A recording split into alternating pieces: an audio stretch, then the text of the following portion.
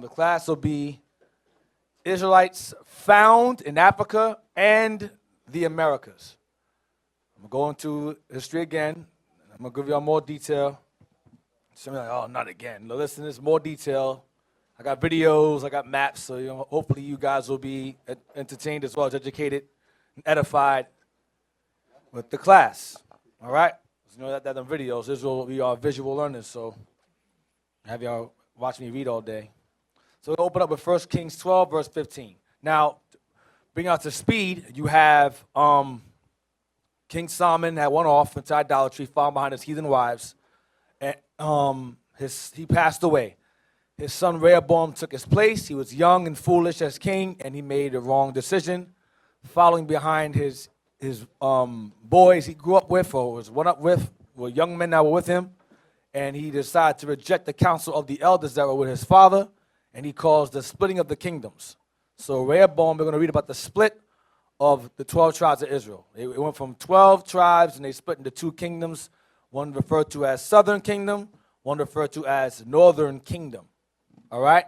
Southern Kingdom, Northern Kingdom, or better known as Judah, which consists of Judah, Benjamin, and Levi, or Ephraim, better known as, or Israel, better known as Ephraim, Manasseh, Asher, and down, who in the New Testament is referred to as Gentiles. In the New Testament, or Greeks, or uncircumcision, and so on and so forth, strangers, depending on the context, and so on and so forth. All right? So 1 Kings 12, verse 15. The book of 1 Kings, chapter 12, verse 15. Wherefore the king hearkened not unto the people. Right, Rehoboam, go ahead. For the cause was from the Lord, that he might perform his saying, which the Lord spake by Ahijah the Shilonite. Because Ahijah the Shilonite promised Jeroboam, who was King Solomon's, he was under him. And he was basically under King Solomon, and the Lord told him through the prophet Ahijah that he would be the king over the other half of the tribes, the other 9 or 10. Can you include Dan? And so that's what took place. Read on. Verse 16. So when all Israel saw that the king hearkened not unto them, the people answered the king, saying, what portion have we in David?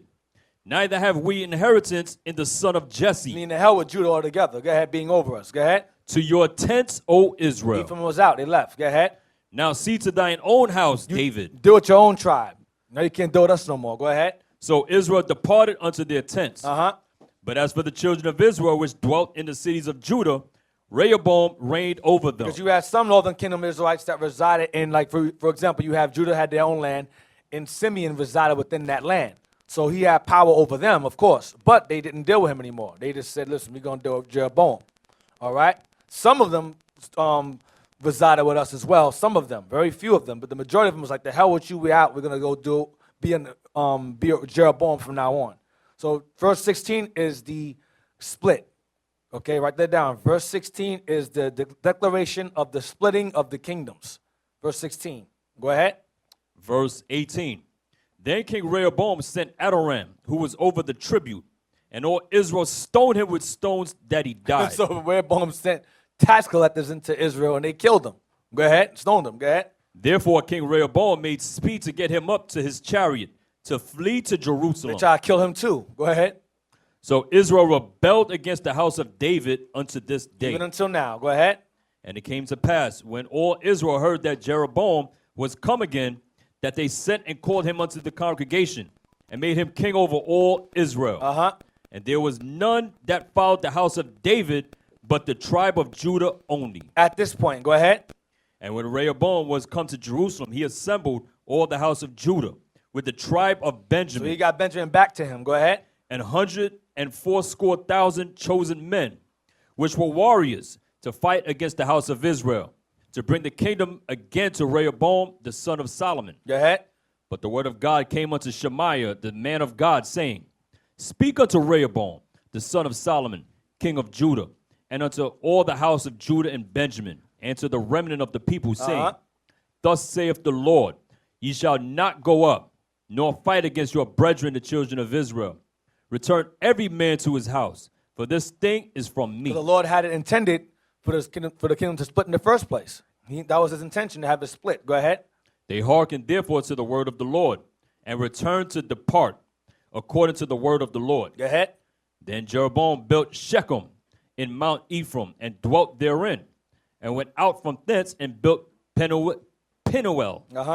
And Jeroboam said in his heart, now shall the kingdom return to the house of David. Go ahead. If this people go up to do sacrifice in the house of the Lord at Jerusalem, then shall the heart of this people turn again unto the Lord, even unto Rehoboam king of Judah, and they shall kill me, and go again to Rehoboam king of Judah. So Jeroboam's fear is that once Ephraim goes up, the 9 tribes of 10 go up to worship at Jerusalem, they'll end up being subject to Rehoboam again and leave him and kill him as king.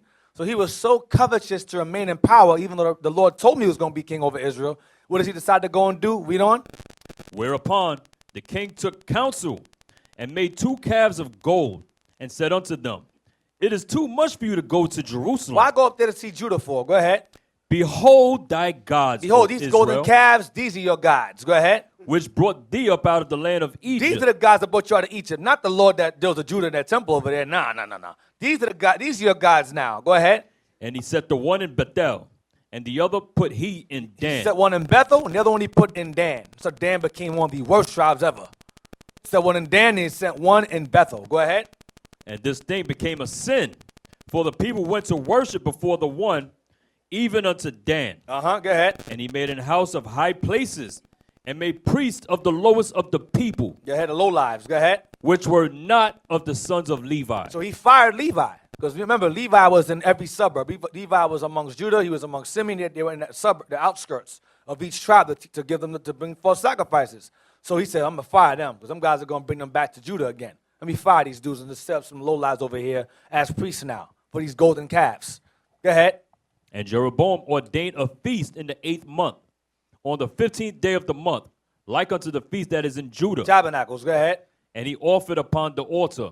So did he in Bethel, sacrifices unto the calves that he had made.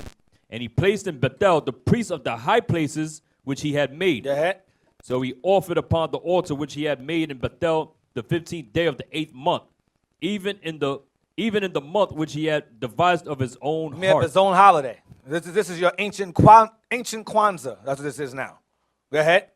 And ordained a feast unto the children of Israel. And he offered upon the altar and burnt incense. So he had Israel go the hell off, or to stay in power, which he already had in the first place, based upon the word of who? Ahiah the Shalonite, the prophet. So now let's get 2 Kings 15, verse 17. Let's fast forward now. The book of 2 Kings, chapter 15, and verse 17. In the 9th, lost my page.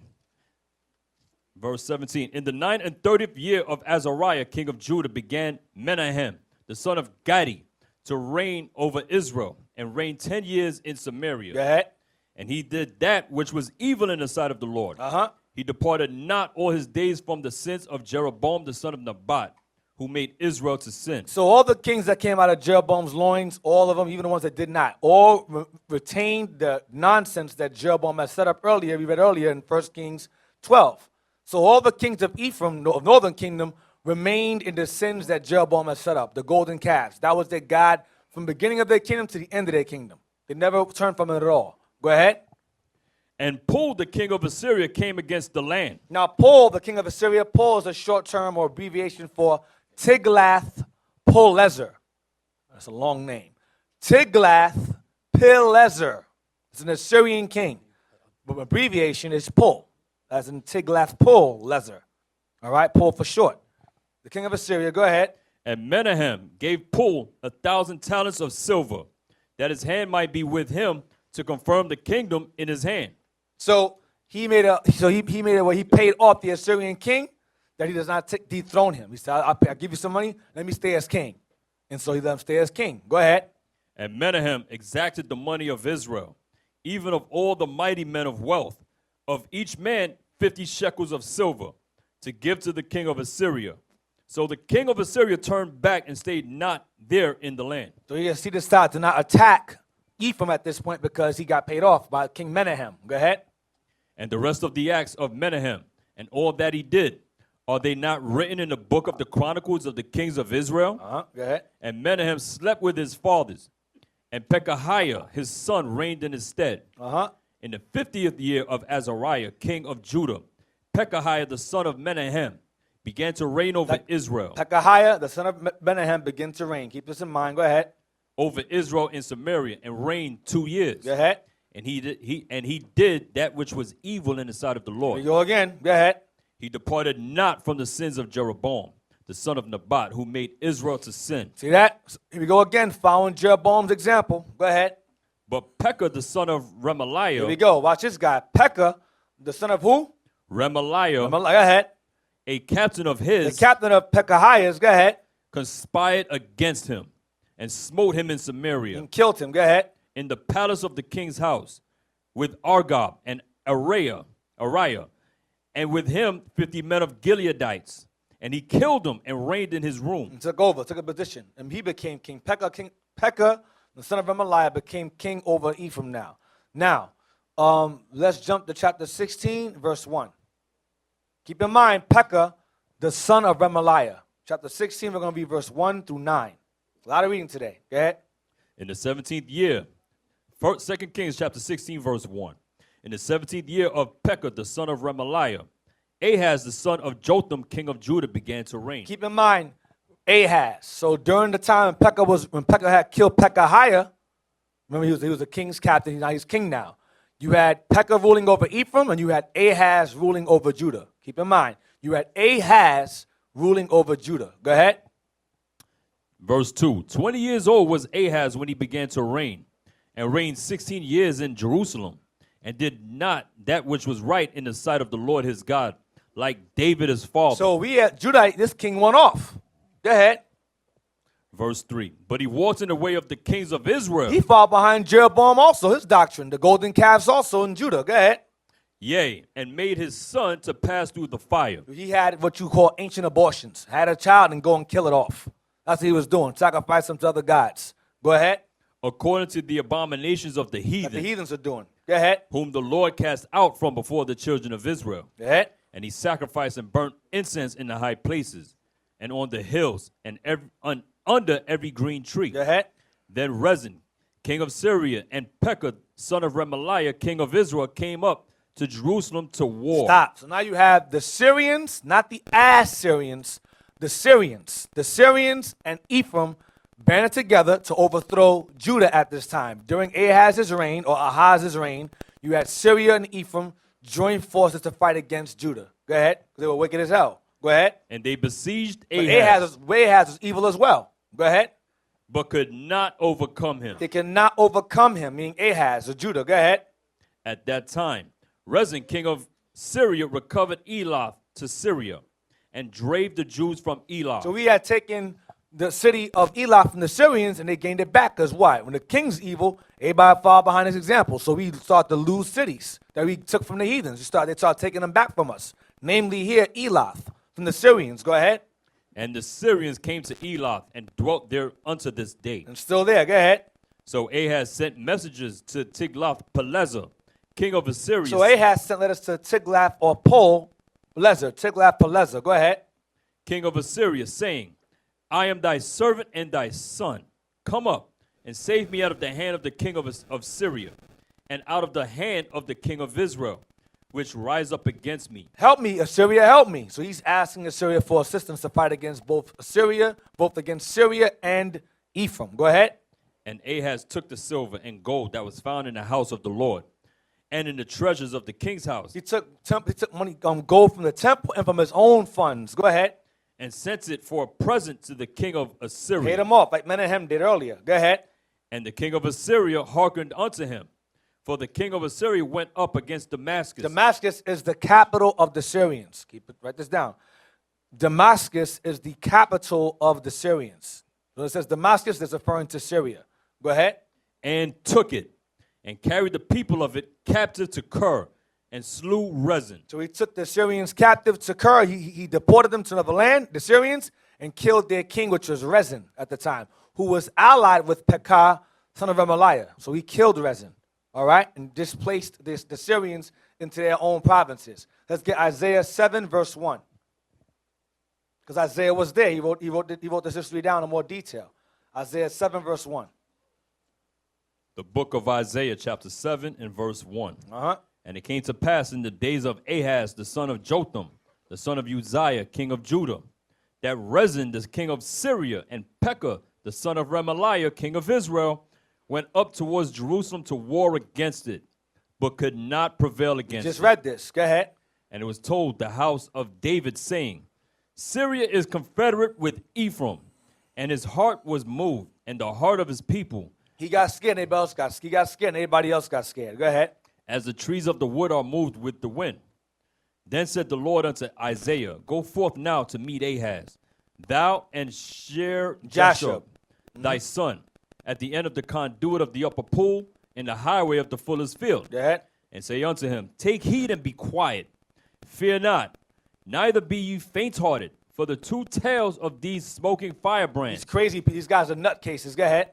for the fierce anger of Rezin with Syria, and of the son of Remaliah. Pekah. Go ahead.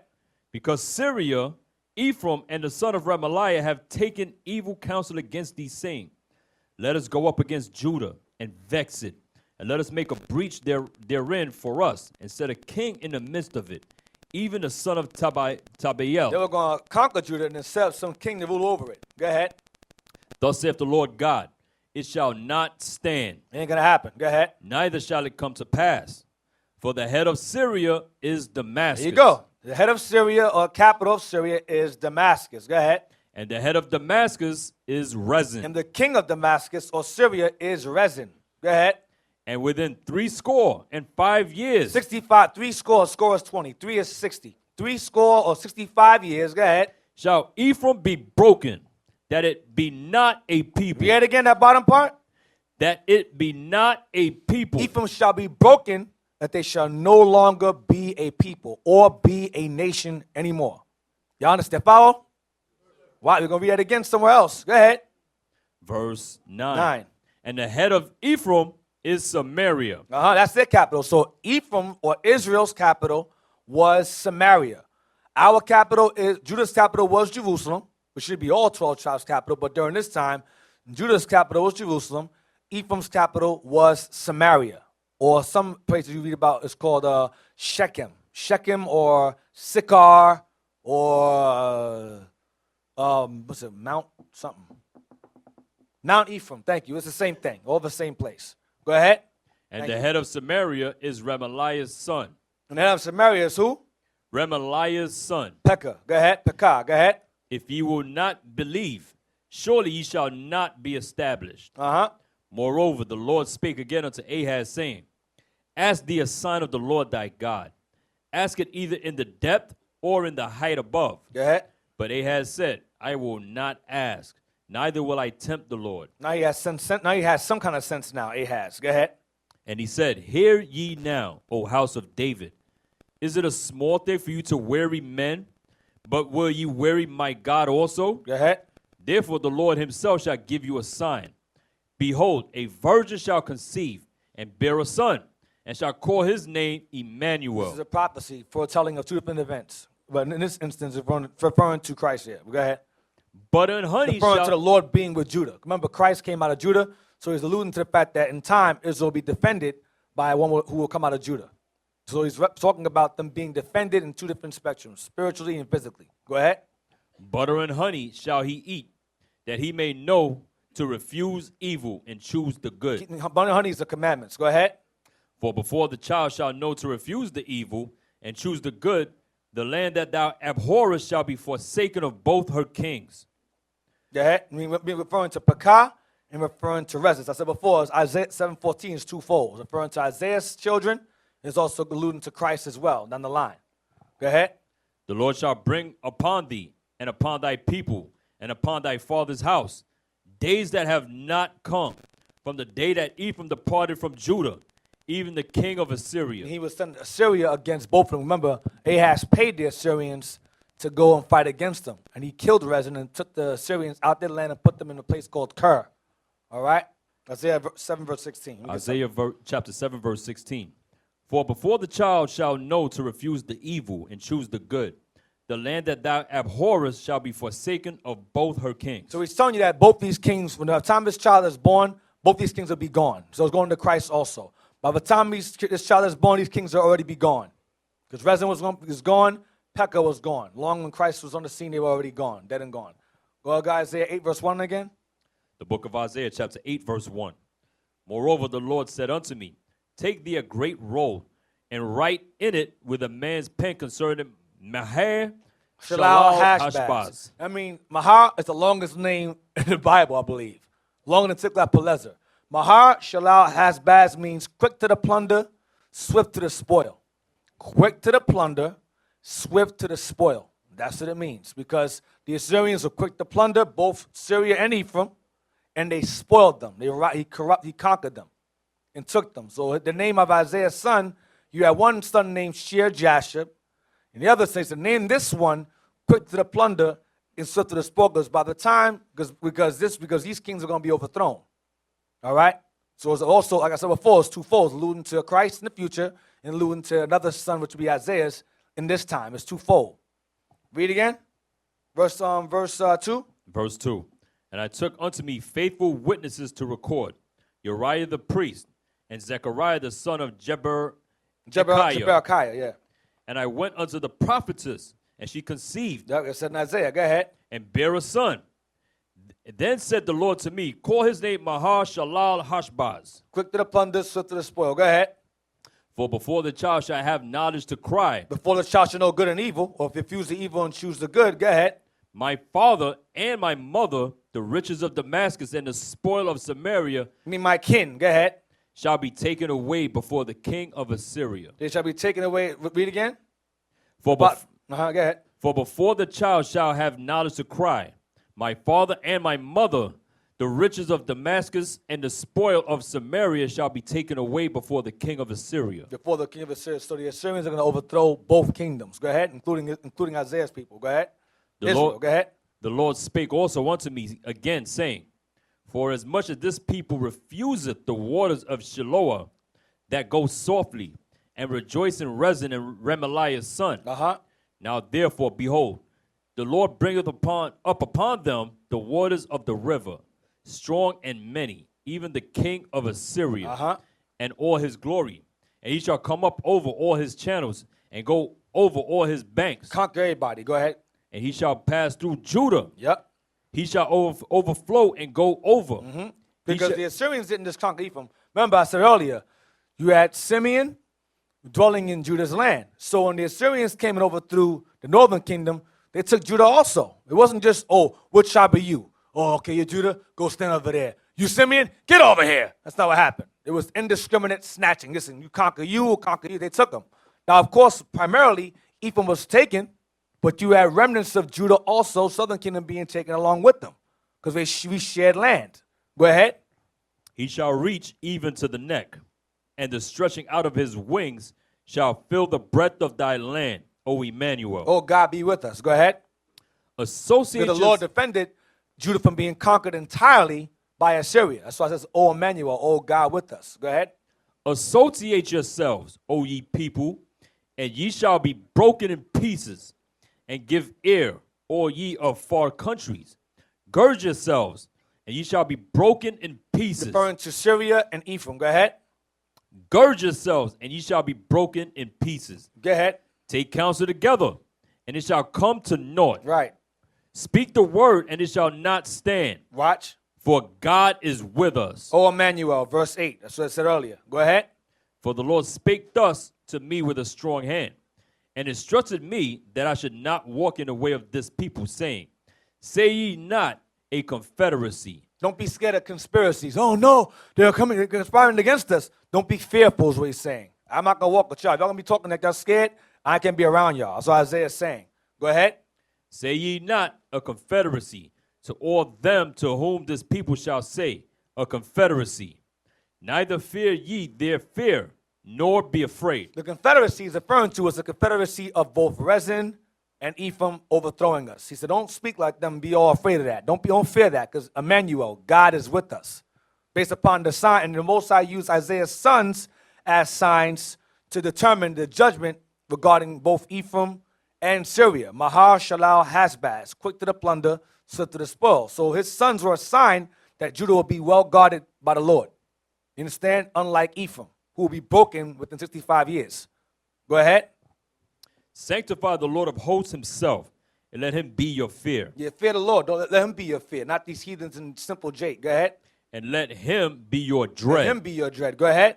And he shall be for a sanctuary, but for a stone of stumbling, and for a rock of offense to both the houses of Israel. Go ahead.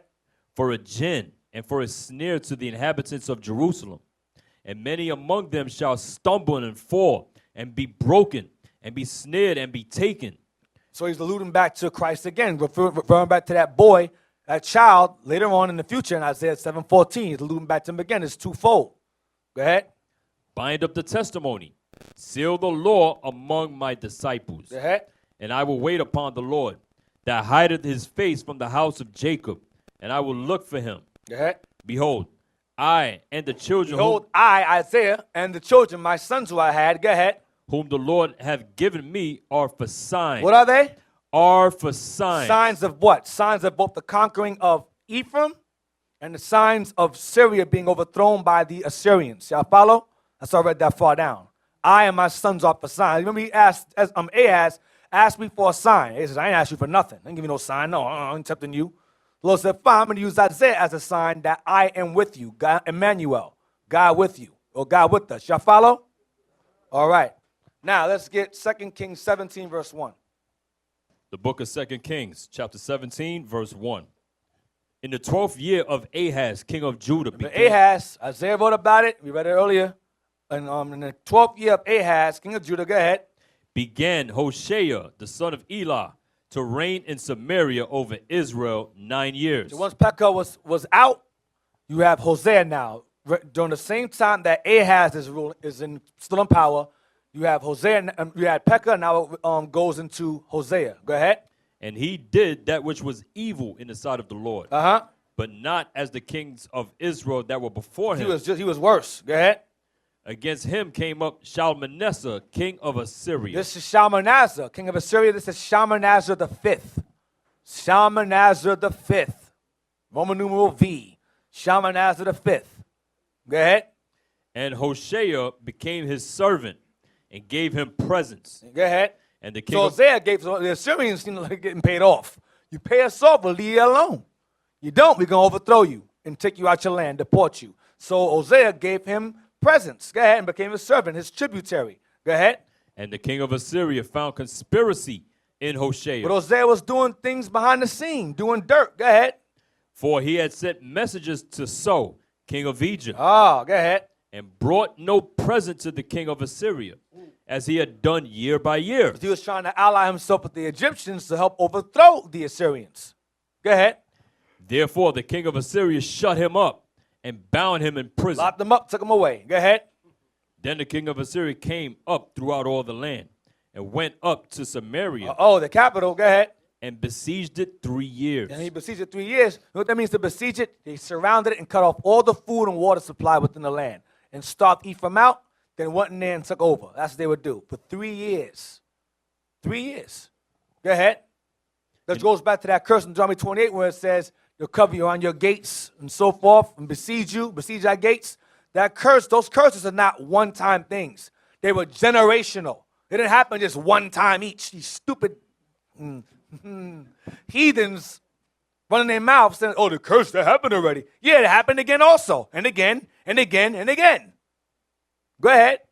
In the 9th year of Hoshea, the king of Assyria took Samaria and carried Israel away. In the 9th year of Hosea, the king of Assyria took Samaria. Go ahead. And carried Israel away into Assyria. Which would be modern-day Kurdistan. Modern-day Kurdistan, or referred to as Kurdistan, or the Kurdistanian Mountains, is an area in between Iraq, Iran, Egypt, and Syria. It's in between. And in those four I mentioned, the Assyrians intermingle with each of them. They intermingle with the Syrians, especially the Syrians. Intermingled a lot with them. They share the same language now as well. But the Iraqis, the Iranians, the Arabs within Egypt now, they mingle with them as well. But the true Assyrians are people referred to as Kurdistanians or Kurds for short. Saddam Hussein was killing a lot of them when he was ruling, when he was over there. He was killing Kurds. Kurds are Assyrians. Y'all follow? Kurds is short for Kurdistanians or Kurdistan. Go ahead. and placed them in Halah, And placed them where? in Halah, Allah. and in Habor, Habor, go ahead. by the river of Gozan, and in the cities of the Medes. In the cities of the Medes. In the cities of the Medes. That's where he placed them. In the areas, was the Medes and them were also an alliance. So now, let's get, I'll get the maps on that later. Let's get chapter 18, verse 1. No, let me see what I want to get to. In fact, read on down. Read down to verse 23. Read down. Verse 7. Yeah. For so it was that the children of Israel had sinned against the Lord their God, which had brought them up out of the land of Egypt, from under the hand of Pharaoh king of Egypt, and had feared other gods, and walked in the statutes of the heathen, So Israel did. Go ahead. whom the Lord cast out from before the children of Israel, and of the kings of Israel, which they had made. And the children of Israel did secretly those things that were not right against the Lord their God. And they built them high places in all their cities, from the tower of the watchman to the fenced city. Go ahead. And they set them up images and groves in every high hill and under every green tree. So while serving the Lord, they were secretly in their homes and every other place serving other gods, thinking the Lord wasn't watching them. They were being double-minded. That's what Ephraim was doing. Go ahead. And there they burnt incense in all the high places, as did the heathen whom the Lord carried away before them, and wrought wicked things to provoke the Lord to anger. For they served idols, whereof the Lord had said unto them, Ye shall not do this thing. Go ahead. Yet the Lord testified against Israel and against Judah. Judah followed this. Remember about Ahaz. Ahaz did the same thing that Jeroboam did. So both kingdoms started going into madness. Both of them started serving God and doing things in secret the Lord was watching them do. Go ahead. By all the prophets and by all the seers, saying, Turn ye from your evil ways. Like he told that, like he used Isaiah to tell them. Turn you from evil ways. Go ahead. And keep my commandments and my statutes, according to all the law which I commanded your fathers, and which I said to you by my servants the prophets. Notwithstanding, they would not hear, but hardened their necks, like to the neck of their fathers. Hard-headed. Go ahead. That did not believe in the Lord their God. Go ahead. And they rejected his statutes and his covenant that he made with their fathers, and his testimonies which he testified against them. And they followed vanity and became vain, and went after the heathen that were round about them, Follow the other nations. Go ahead. concerning whom the Lord had charged them that they should not do like them. Go ahead. And they left all the commandments of the Lord their God, and made them molten images, even 2 calves, and made a grove, and worshipped all the hosts of heaven, and served Baal. We made them 2 calves again that Jeroboam had made. Go ahead. And they caused their sons and their daughters to pass through the fire, That's them ancient abortions again. Go ahead. and used divination and enchantments, Witchcraft, voodoo, and so forth. Go ahead. and sold themselves to do evil in the sight of the Lord, to provoke him to anger. Brujeria, voodoo, all that nonsense they were doing back then. Go ahead. Therefore the Lord was very angry with Israel, and removed them out of his sight. There was none left but the tribe of Judah only. Go ahead. Also Judah kept not the commandments of the Lord their God, but walked in the statutes of Israel, which they made. And the Lord rejected all the seed of Israel, and afflicted them, and delivered them into the hand of spoilers. Read verse 20 again. And the Lord rejected all the seed of Israel. All means all 12. Because you have a doctrine going that only Judah was scattered. It says all of the seed were rejected. All of them were rejected. Judah only is going into the southern kingdom. That's what he was going into, because Ephraim went the hell off. Then Judah only, meaning the southern kingdom, he got into them too. He got on them as well. Go ahead. Yeah. Could you read verse 17 again? Verse 16 and 17. Verse 16. And they left all the commandments of the Lord their God, and made them molten images, even 2 calves, and made a grove, and worshipped all the hosts of heaven, and served Baal. So as we read and go through this history, most of us perhaps in our minds are thinking, damn, Israel is stupid as hell. Look at how we was acting. This is why I say oftentimes we read stuff about what we used to do in the past, and we would look at that with such disdain as if we are so together now. Just imagine us reading, I'm going to just make you so you can see what I'm talking about. Our people are in Christianity, following our enemies' doctrines, doing like what you read here, ancient abortions, that's what we do now. The filthiness that we do now, we look at that like it's nothing. But we read this and have all kind of, wow, look at how dumb and crazy our people were. If history continues and they read about the stupid stuff that we're doing now, it would be the same way that we're looking at this. So we haven't changed. That's why the Bible is still, like I always talk about, the information that's in the Bible from the past is tangible to the way we act right now. We've just been psyched out to believe that we are not just as crazy as the people that we read about, because we are them. Mm-hmm. The same spirits are here today, doing the same garbage. Go ahead, Deacon. Verse 20 again. Verse 20. And the Lord rejected all the seed of Israel, and afflicted them, and delivered them into the hand of spoilers, until he had cast them out of his sight. Both kingdoms. Go ahead. For he rent Israel from the house of David. Of Judah. Go ahead. And they made Jeroboam the son of Nebat king. Read that earlier. Go ahead. And Jeroboam drave Israel from following the Lord, and made them sin a great sin. It never stopped. Go ahead. For the children of Israel walked in all the sins of Jeroboam which he did. They departed not from them. It never stopped. Go ahead. Kept on going. Until the Lord removed Israel out of his sight, as he had said by all his servants the prophets. So was Israel carried away out of their own land to Assyria unto this day. Because it took place in waves. First you had Tiglath-Pileser do it. Then you had Shalmaneser do it. We're going to get some more later on. Give me 18 verse 1. Chapter 18, verse 1. Now it came to pass in the 3rd year of Hoshea, the son of Elah, king of Israel, that Hezekiah, the son of Ahaz, king of Judah, began to reign. So Hezekiah, who was the son of Ahaz, is now ruling. Remember, you had Ahaz earlier, who Isaiah is prophesying to. Now you have Ahaz's son, or Ahaz's son, Hezekiah now ruling, during the time that Hosea is ruling. Go ahead, of Ephraim. Go ahead. 25 years old was he when he began to reign. And he reigned 29 years in Jerusalem. His mother's name was Abi, the daughter of Zechariah. And he did that which was right in the sight of the Lord, Hezekiah did well. Go ahead. according to all that David his father did. He removed the high places and brake the images and cut down the groves and break in pieces the brazen serpent that Moses had made. For unto those days the children of Israel did burn incense to it, and he called it Nehushtan. Piece of brass. So Israel took that serpent that Moses raised up to save them with and started to idolize it. Made it a god. He said, okay, let me break this in pieces. Israel's simple. And broke it in pieces, threw it somewhere. Go ahead. He trusted in the Lord God of Israel, so that after him was none like him among all the kings of Judah, He was a righteous man. Go ahead.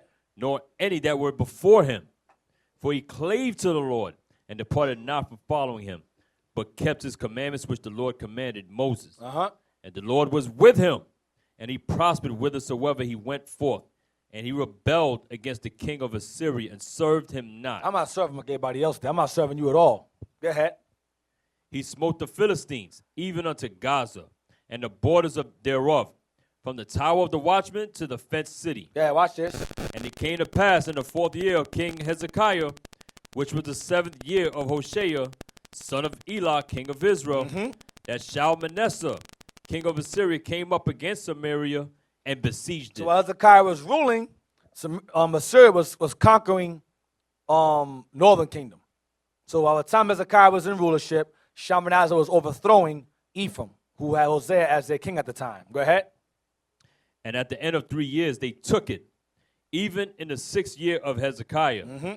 That is the 9th year of Hoshea, king of Israel. Samaria was taken. Got that earlier. Go ahead. And the king of Assyria did carry away Israel unto Assyria, and put them in Halah and in Habor by the river of Gazan, and in the cities of the Medes. Go ahead. Because they obeyed not the voice of the Lord their God, but transgressed his covenant, and all that Moses the servant of the Lord commanded, and would not hear them, nor do them. Now in the 14th year of King Hezekiah did Sennacherib, king of Assyria, come up against all the fenced cities of Judah. Go read again, the top. Now in the 14th year of King Hezekiah Hezekiah's ruling for 14 now. 14th year of Hezekiah. Go ahead. did Sennacherib. Did Sennacherib. This is another Assyrian king that came and took another wave of Ephraim out of the land also. Sennacherib. So you have Tiglath-Pileser. You have Shalmaneser the fifth.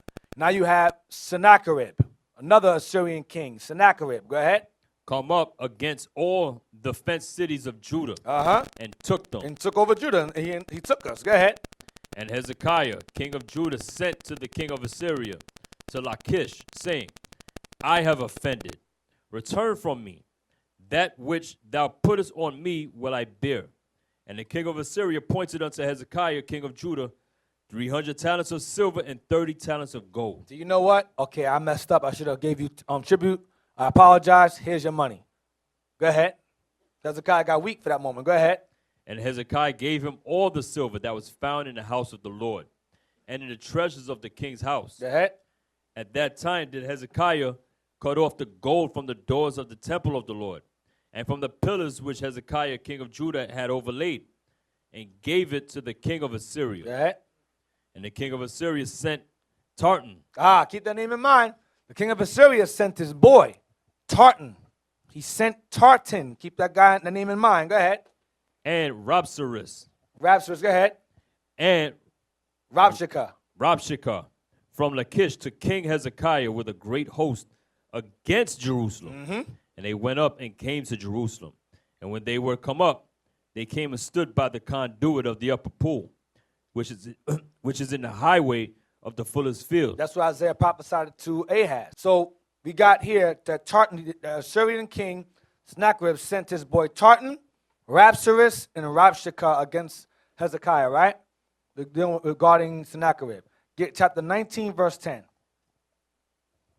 2 Kings chapter 19 and verse 10. Thus shall ye speak to Hezekiah, king of Judah, saying, Let not thy God in whom thou trustest deceive thee, saying, Jerusalem shall not be delivered into the hand of the king of Assyria. Behold, thou hast heard what the kings of Assyria have done to all lands. I'm sorry, read 10 again. This is what the Assyrian king, this is what Sennacherib told Hezekiah to tell the people. Okay, this is the message from the king through his men to Hezekiah to tell us regarding us being overthrown. Watch this. Read again, verse 10. Thus shall ye speak to Hezekiah, king of Judah, saying, Go ahead. Let not thy God in whom thou trustest deceive thee. Don't let your God deceive you. That's what the Assyrians are saying. The Assyrians are saying to us. Go ahead. Saying, Jerusalem shall not be delivered into the hand of the king of Assyria. Don't let him tell you that. He's lying. Go ahead. Behold, thou hast heard what the kings of Assyria have done to all lands by destroying them utterly. And shalt thou be delivered? You'll be any different? Go ahead. Have the gods of the nations delivered them which my fathers have destroyed, as Gozan and Haran and Rezeph and the children of Eden, which were in Thelasar? Where is the king of Hamath and the king of Arpad and the king of the city of Sepharvaim, of Hena and Iva? Where are the kings at? Did we overthrow them? Go ahead. And Hezekiah received the letter of the hand of the messengers and read it. And Hezekiah went up into the house of the Lord and spread it before the Lord. The letter, go ahead. And Hezekiah prayed before the Lord and said, O Lord God of Israel, which dwellest between the cherubims, thou art the God, even thou alone, of all the kingdoms of the earth. Thou hast made heaven and earth. Go ahead. Lord, bow down thine ear and hear. Open, Lord, thine eyes and see. I hear the words of Sennacherib, which hath sent him to reproach the living God. To insult you. Go ahead. Of a truth, Lord, the kings of Assyria have destroyed the nations and their lands. Go ahead. And have cast their gods into the fire. Melted their gods to nothing. Go ahead. For they were no gods, but the work of men's hands, wood and stone. Therefore have they destroyed them. Go ahead. Now therefore, O Lord, our God, I beseech thee, save thou us out of his hand, that all the kingdoms of the earth may know that thou art the Lord God, even thou only. Remember the prophecy Isaiah. He was not going to overthrow Judah entirely. It's up to the neck. Means not entirely. So Assyria will go up, will be a river up to the neck, meaning Israel's neck, but not entirely. So Hezekiah was going to be defended. Go ahead. Then Isaiah the son of Amoz sent to Hezekiah, saying, Thus saith the Lord God of Israel, that which thou hast prayed to me against Sennacherib king of Assyria, I have heard. Stop. Go to verse 32. Verse 32. Therefore, thus saith the Lord concerning the king of Assyria, he shall not come into this city, nor shoot an arrow there, nor come before it with shield, nor cast a bank against it. Go ahead. By the way that he came, by the same shall he return, and shall not come into this city, saith the Lord. Go ahead. For I will defend this city to save it for mine own sake and for my servant David's sake. Emmanuel, because God was with them. Watch this. And it came to pass that night It came to pass that night when they went to besiege Jerusalem, Judah, go ahead, that the angel of the Lord went out that the angel of the Lord went out and did what? and smote in the camp of the Assyrians 185,000. 185,000 men. The angel went in there and killed Sennacherib's army. 185,000 men. Go ahead. And when they arose early in the morning, When they woke up in the morning, go ahead. behold, they were all dead corpses. There were bodies all, whoever he didn't kill, look what just happened to your boy right there. Right. That's behind an example. You seeing somebody's head or what? Remember, you didn't hear nothing. There was no sound.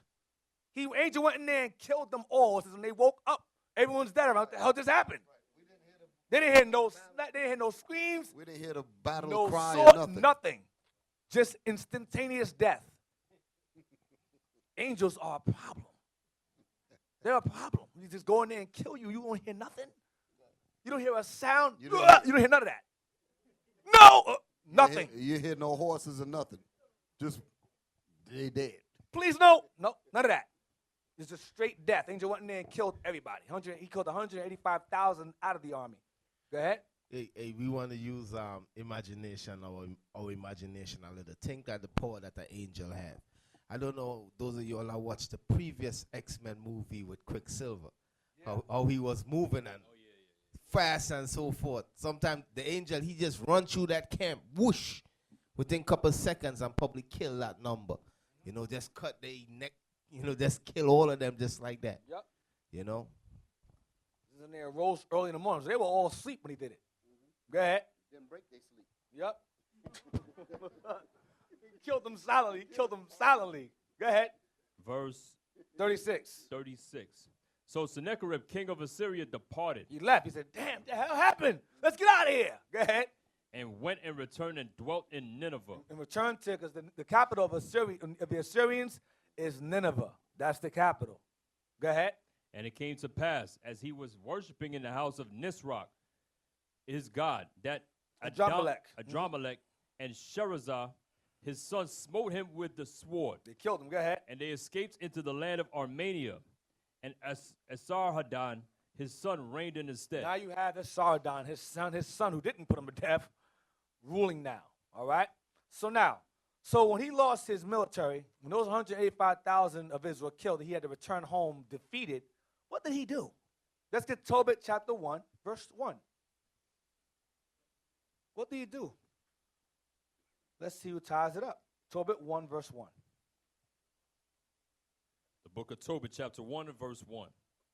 The book of the words of Tobit, son of Tobiel, the son of Ananiel, the son of Aduel, the son of Gabiel, of the seed of Asael, of the tribe of Naphtali. Right, that's the tribe he's from, Naphtali. Go ahead.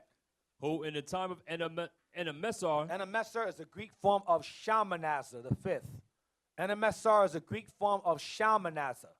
Go ahead. In 2 Kings 17. Go ahead. Enemessar, king of the Assyrians, was led captive out of Thesbe, which is at the right hand of that city, which is called properly Naphtali in Galilee above Asaph. Naphtali was right above Asher's land. Go ahead. I, Tobit, have walked all the days of my life in the way of truth and justice. Go ahead. And I did many alms deeds to my brethren and my nation who came with me to Nineveh, into the land of the Assyrians. He was righteous, but he was taken captive. Jump down to verse 13. Verse 13. And the Most High gave me grace and favor before Enemessar. So the Lord gave Tobit favor before the king Shalmaneser. Go ahead, the fifth. Go ahead. So that I was his purveyor. He was his provider of food. He worked for Shalmaneser. You're a purveyor. He provides the food and so forth. Purveyor. Go ahead. Go ahead. And I went into Media, and left in trust with Gabriel, the brother of Gabrius, at Ragus, a city of Media, 10 talents of silver. Remember, the Assyrians placed Ephraim where? In the cities of the Medes. Goes on, Halah, Gabor, remember that? Go ahead. So his boy was over there. He lent him some money. He made 10 talents of silver, made some money right there. I know you need some money. Here you go. Go ahead. Now when Enemessar was dead, Now when Shalmaneser the fifth died, go ahead. Sennacherib, his son, reigned in his There you stead. go again. Sennacherib, his son reigned in his stead. My brother's son or grandson, I'm not sure. I think his grandson, I'm not sure. But go ahead. Whose estate was troubled, that I could not go into Media. Now hold on. Let's jump. Read on to verse 21. Verse 16. And in the time of Enemessar, I gave many alms to my brethren, and gave my bread to the hungry, Uh-huh. and my clothes to the naked. And if I saw any of my nation dead, or cast about the walls of Nineveh, I buried So if he him. saw any of his own brothers, because the Assyrians were very cruel and vicious people, that they would take our people and throw them off the walls. And the bodies would fall and break in the ground. They would leave them there. So Tobit saw that. He would go, look around, and he buried them. Go ahead. In secret. Go ahead.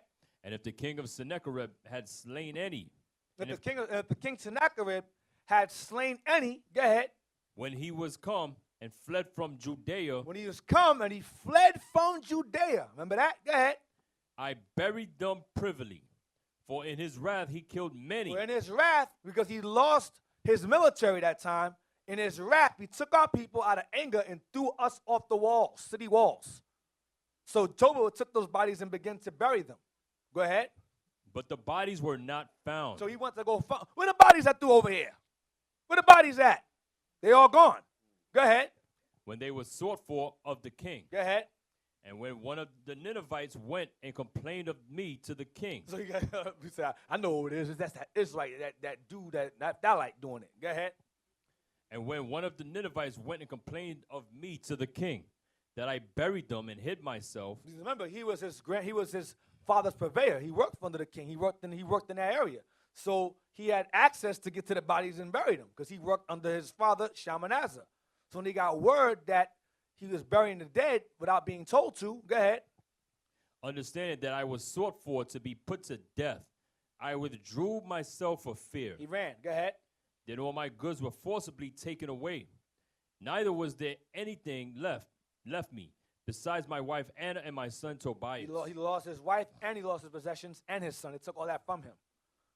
Read on. And there passed not 55 days 55 days later, go ahead.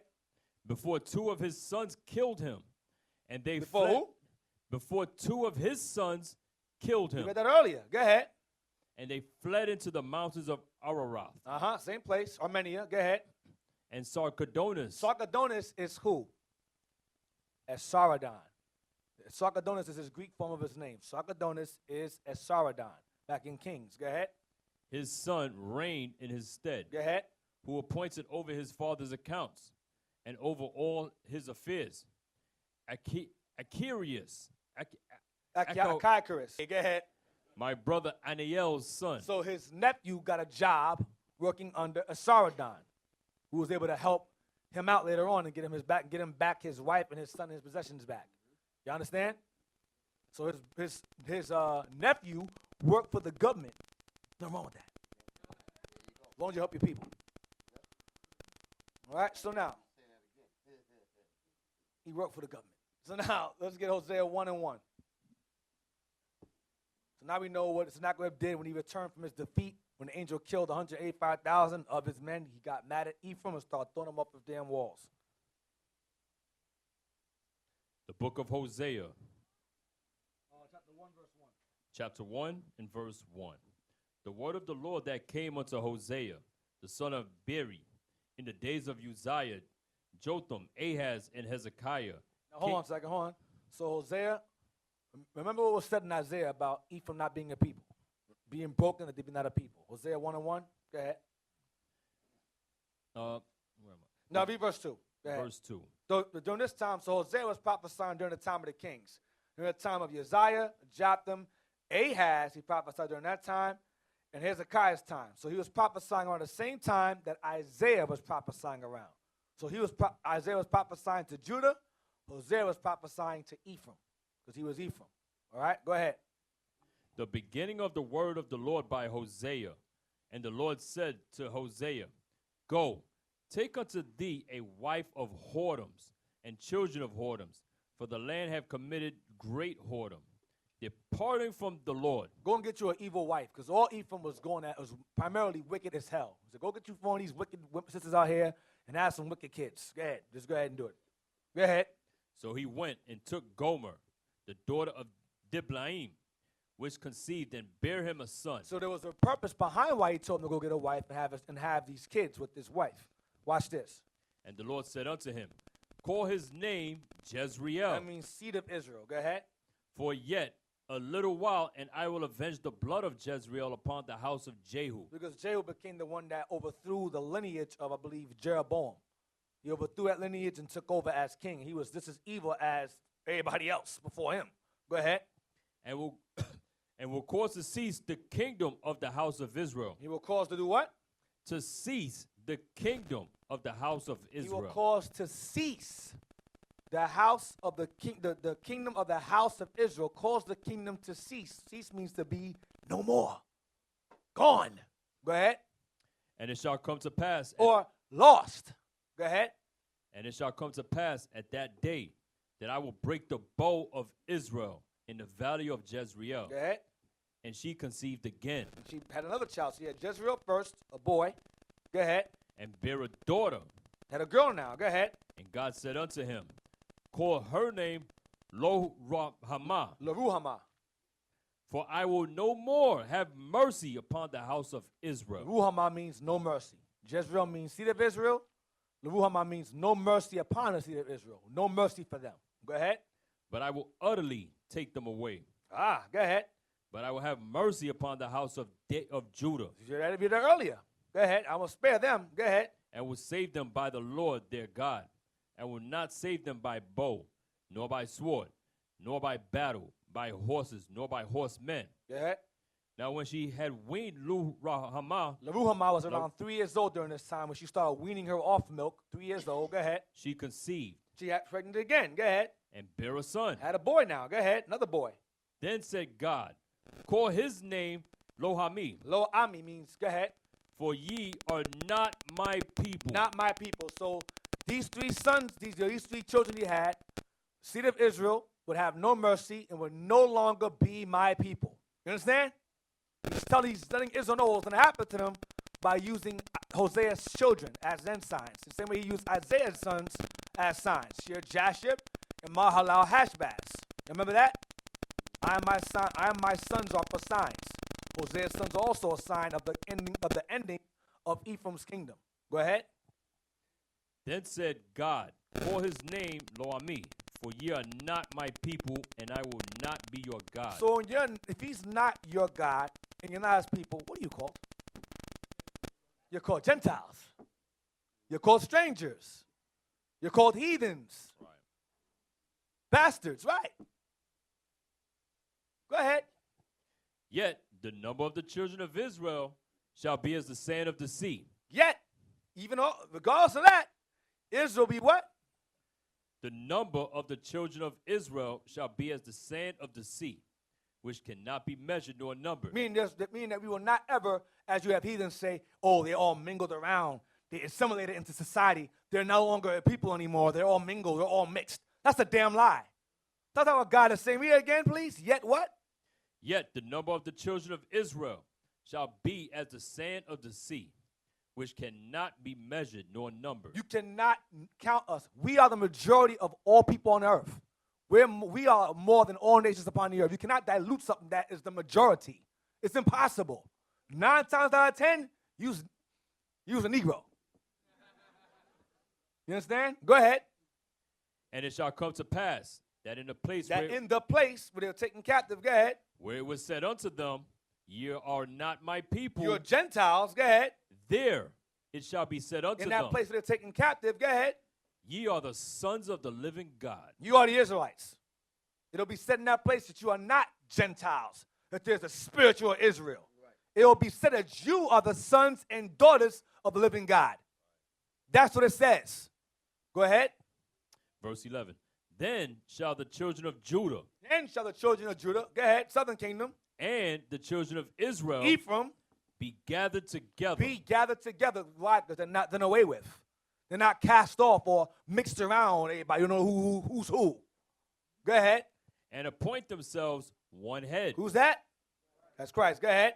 And they shall come up out of the And they land. shall come up. Why? Because they'll be taken up out of the land. And it also says the land. Because the majority of both kingdoms are in one particular place. Come up out of the land. Not the lands. The land. Singular. Meaning the majority of the 12 are in one particular land that God's going to take them out of during a horrible destruction, which would be Babylon the Great. So the majority of all 12 is here in the Americas, like the 12 tribes chart says. You understand? Go ahead. For great shall be the day of Jezreel. Go ahead. Read that part again. For great what? For great shall be the day of Jezreel. The day of our deliverance. Now, let's jump down to chapter. I'm going to go. Yeah, I'm going. Yep. Chapter 2, verse 19. So, I made a bold statement regarding out of the land. I'm going to show you where remnants of that majority are today. I said earlier that the scripture said earlier that he will deliver them out of the land, both Judah and Ephraim, both kingdoms, out of the land, which debunks a particular people in Israel today. Because when you ask them where the 10 tribes, they don't seem to know when they should all be in the land. Fulfilling prophecy in 1948. But for some odd reason, only 3 are there. Perhaps their God is sipping coke and maybe lost track of how many tribes he made. I don't know. But I know, according to the scriptures, that all 12 should be gathered and put in the land. But for some odd reason today, only 3 are there. So odd. So unprophetic. Such a, I don't know, it sounds like a lie almost. Lie. Blasphemous BS. 2 verse 19. Hosea chapter 2, verse 19. And I will betroth thee unto me forever. And I will betroth thee unto me, meaning Israel, unto me forever. Go ahead. Yea, I will betroth thee unto me in righteousness and in judgment. And Because he was going to marry us off to his son Christ, who was the new husband. He will marry us off unto his son. I will betroth thee unto me through my son. And I'll still be your father or father-in-law, spiritually speaking. Go ahead. and in loving kindness and in mercies. Go ahead. I will even betroth thee unto me in faithfulness, and thou shalt know the Lord. You shall know the Lord, both kingdoms. Go ahead. And it shall come to pass in that day, I will hear, saith the Lord, I will hear the heavens, and they shall hear the earth. And the earth shall hear the corn, and the wine, and the oil, and they shall hear Jezreel. The earth shall hear us, meaning when we want food, the earth's going to bring up all the crops. The earth is alive. When we're put in our land, I want corn. Earth's going to go, boop, here you go, corn. I want something to drink. Whoop, grapevine. Oh, man, what? That's how it's going to be. Earth going to go, what you want? What you want? Earth, what you want now? Oh, yo, you want a sunrise? Got you. Sunrise. That's the most I'm going to have it. You want wine? You want water? We're going to have it. You want rain? You're going to have it. Because the earth will hear you. Like the movie Avatar. When she said, AY hears you. Of course, that was talking about us. When Jacob started getting the power, whatever, if you watch Avatar, the blue people, when she said AY or Yahweh or Yahweh hears you, because the animals came to defend them against Edom. Remember that? If y'all saw Avatar, I don't talk about it. If you didn't see it, you better watch it. It's very good. It alludes to the history of the Northern Kingdom. And the villain alludes to Andrew Jackson. The colonel alludes to him. So when you watch that movie, it shows you how when they start to embrace that there's a God over that area, the land, that God, who they refer to as a she, which would be a he, begin to assist them by having the land conquer and fight against the oppressor or the colonizers. You understand? That's where they got it from here. But read on. Verse 23. And I will sow her. Read 23, verse 22. Verse 22. And the earth shall hear the corn and the wine and the oil, and they shall hear Jezreel. Right, go ahead. And I will sow her unto me. Or betroth her unto me, cleave her unto me. Go ahead. In the earth. Sow unto me means to redeem her, bring her back, or adopt her back unto me again. That's what it means. Go ahead. And I will have mercy upon her that had not obtained mercy. Who did not have obtained mercy? Here, who did not obtain mercy? We read it in chapter 1. Northern kingdom, Lo Ami, Laruhama. My people, Jezreel, my people, Israel, Laruhama, no mercy, Lo Ami, my people. No mercy for my people Israel. But he says here, those who have no mercy, I will give them mercy again. Through Christ, through his son. Go ahead, read again. 22 again, 23 again. 23. And I will sow her unto me in the earth, and I will have mercy upon her that had not obtained mercy. Go ahead. And I will say to them which were not my people, Which will be broken, no longer a nation, like it said in Isaiah. Go ahead. Thou art my people. Uh-huh. And they shall say, Thou art my God. Keep that statement in mind. Let's get Romans 9:22 real quick. Romans 9:22. Romans 9 is very, very devastating when you read it all the way through. Romans 9 is the Christian nuclear bomb, a Christianity bomb, that you pull on very special occasions. Romans 9, and we're going to read verse 22 to verse 25. Romans chapter 9, verse 22. Now remember, I will have mercy upon them who have not obtained mercy. I shall be their God, and they shall be my, and they shall say, Thou my God. You understand? I'm paraphrasing Hosea 2 for a reason. Read. Romans chapter 9, verse 22. Uh-huh. What if God, willing to show his wrath and to make his power known, endured with much long suffering the vessels of wrath fitted to destruction? The vessels of wrath fitted to destruction is referring to Esau, because he is still alive today. He still exists. They still exist. Don't fall for the lies on YouTube from Esau, who's alive today. Telling them. Go ahead. Right, he's reserved for death. Go ahead. Him and his children. That is so disrespectful.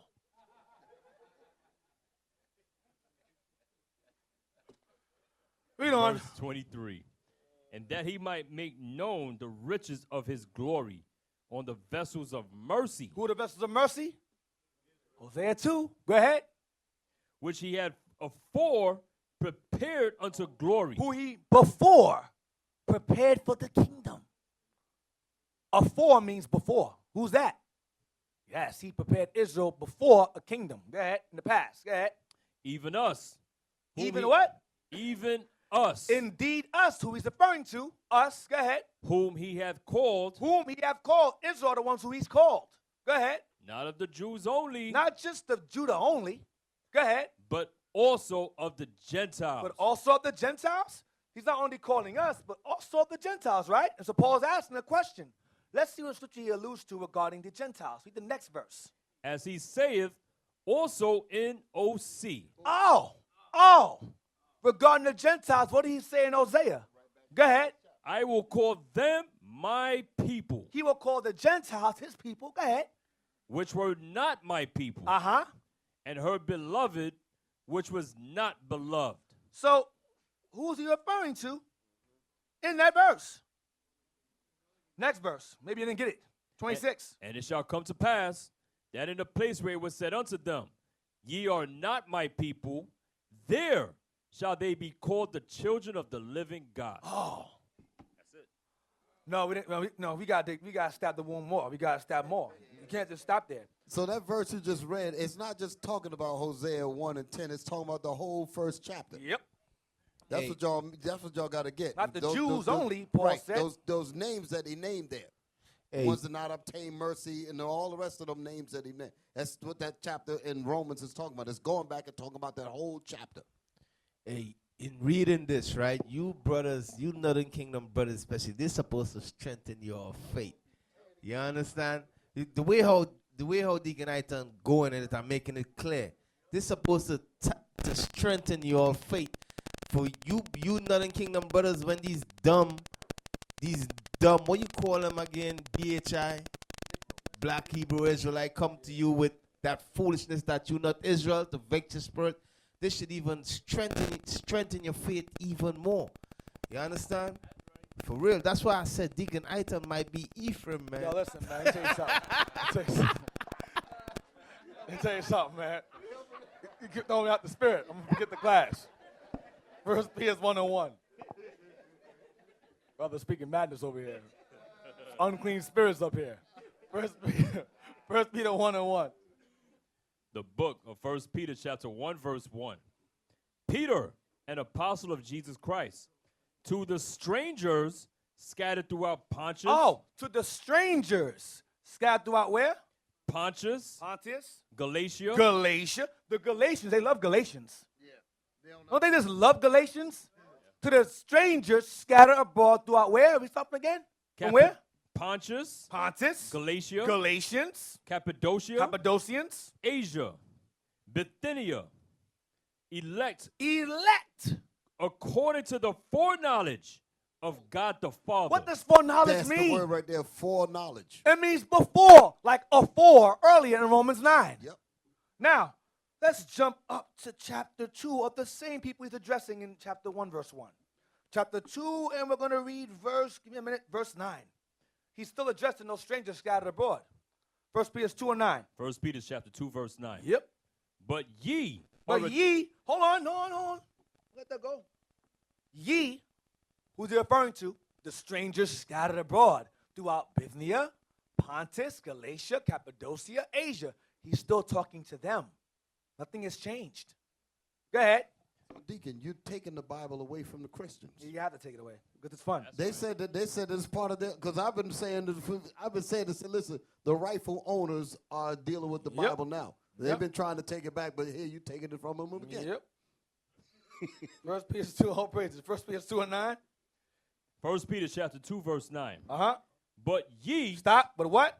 but ye, But what? but ye, So he's talking, he's saying to you, but you, the strangers in these scattered areas, go ahead.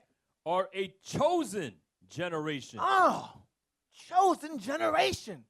How can the heathens be a chosen generation? He never chose them to begin with. Continue. A royal priesthood. The heathens were never a royal priesthood of God. Go ahead. And holy nation. The heathens were never a holy nation to God. Go ahead. A peculiar people. Who does the Most High refer to as peculiar people? Israel. So who's he writing to? Go ahead. That ye should show forth the praises of him who hath called you out of darkness into his marvelous light. Because when they were in darkness, what were they behaving as? Or what in the verse 1? Chapter 1, strangers. Next verse. Maybe it's not clear yet. Next verse. Which in time past. Which in your past, hold on. Let the understanding trickle down slowly. Or the butter, like you always say, the butter, just let it drip, like the movie theaters. Just let it drip all on the bag. Drip it all, just get the bag all greasy. Just let So it'll stain your pants, it'll stain your clothes. Read verse 10 again. Which in time past were not a people. Stop.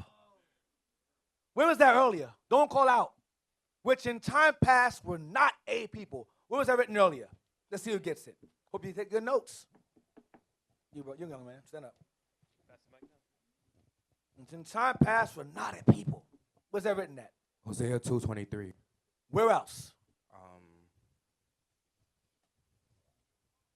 I have to look. Not sure? Pass it back. Yep, right there. Right there. Yep. Isaiah 7:9. What did it say there? That Ephraim is not a people. There'll be what? There'll be what did it say? Particularly, what did it say? There'll be what? What would happen to them? They would be, you don't remember? No. Someone said it. Whoever said it, raise your hand. Whoever said it, raise your hand up. Go ahead. Stand up, bro. Yeah, bro. Go ahead. They shall be broken. That what? They shall not be your people. There you go. And instead of Hosea, chapter 1, not my people. No mercy. I don't think people grab the magnitude of what's happening as this Bible is continually being taught properly. We're not reading novels. Nope. We're not reading a book that some man wrote and put in some museum somewhere. Nope. We're reading the Holy Bible. And this Holy Bible is talking about the Israelites as the so-called minorities. And once that fact gets established, what's going to happen in this planet Earth? You're going home. Do you think about what kind of ripple effect this is going to make throughout the whole planet Earth? That Bible is talking about these people that we call niggas and spicks and all of that. When that realization really hit them, when it really hit them, what do you think is going to happen? It's going to be a hell of a time. That's right. It's going to be a hell of a time. Right. I want to give an explanation on when it says that Ephraim shall be broken and shall not be a people no more. All right. When it says Ephraim shall be broken, and because Ephraim was considered what? A nation. Which nation? The nation of Israel. You understand? So when Ephraim was broken, and Ephraim did not, when the Most High cast them aside, Ephraim was not considered of the nation of Israel no more. You understand? You all understand? So that's why when we read Isaiah, it says that Ephraim shall not be a people no more. You understand? What people? Of the nation of Israel. You know, that's why it says that. Judah believed that Ephraim was no more forever. They didn't understand the Spirit of Christ is revealing to them through the prophets that there was going to be a chance granted to them through the death of his son. They didn't get it. They said, nah, that ain't happening. They finished. They doomed. They're washed. They're done away with. Most of them are gone. But Christ said no. That's what Ephesians is saying. That's what Romans 11 is saying.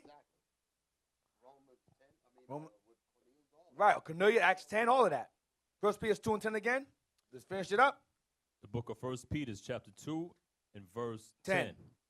Which in time past were not a people, Watch this. but are now the people of God. Watch this.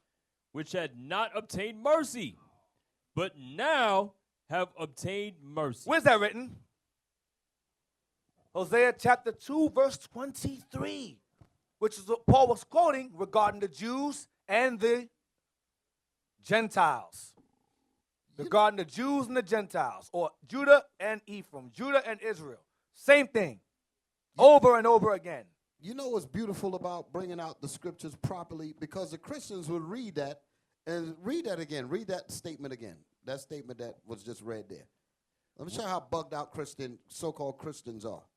Which in time past were not a people, but are now the people of God. So they're saying that the real Gentiles weren't the people of God, but now through Christianity, they are the people of God now. Right. That's what they teach. If y'all been to church, you know that's what they teach. But this right here, as we go through this history and the information that the deacon is bringing out, that just cold, clear smashes that stupid doctrine. So that's why I said that the more this truth comes out, the more this going to bring it out. The more hell going to come through the system. Because y'all got to recognize something. We, the Israelites, are the backbone to this society. And the more of us that wake up, we become, hey, Deacon, you're going to like this one. We become malfunctioning slaves in this system. As the more of us that keep waking up, they're going to be like, wait a minute, my slaves ain't acting right. They trying to get themselves together. We need to bring them back. Yes, The traumatic bonding is wearing being off. broken. Right, the traumatic bonding is being broken. Get jewishvirtuallibrary.org, the Assyrians. Jewish virtual library in their own library regarding the Assyrians. I'm going to use their own stuff against them. So they can't say this cult is using our own stuff. Either way, but just for fun of it. We're going to start where it says the Assyrian conqueror invented. Read it earlier, we're going to read it again, briefly, regarding how they became broken when they were scattered among the Assyrians in the Assyrian provinces, among the cities of the Medes, Gozan, Halah, Habor. You remember that? The rivers. So the Assyrian conqueror invented. We want to start from there. It should be there coming up. On the Assyrian conqueror invented. Right there. The Assyrian conquerors invented. The Assyrian conquerors invented a new policy towards the conquered. Which would be Ephraim. Go ahead. In order to prevent nationalist revolts. Stop. A nationalist revolt means a racial assault, meaning a nation gathered together to revolt against them. He was going to stop that altogether. Go ahead. In order to prevent nationalist revolts, by the conquered people. Uh-huh. The Assyrians would force the people they conquered to migrate in large numbers to other areas of the empire. Something like the, I don't know, the Chaldeans. Just like that. Go ahead.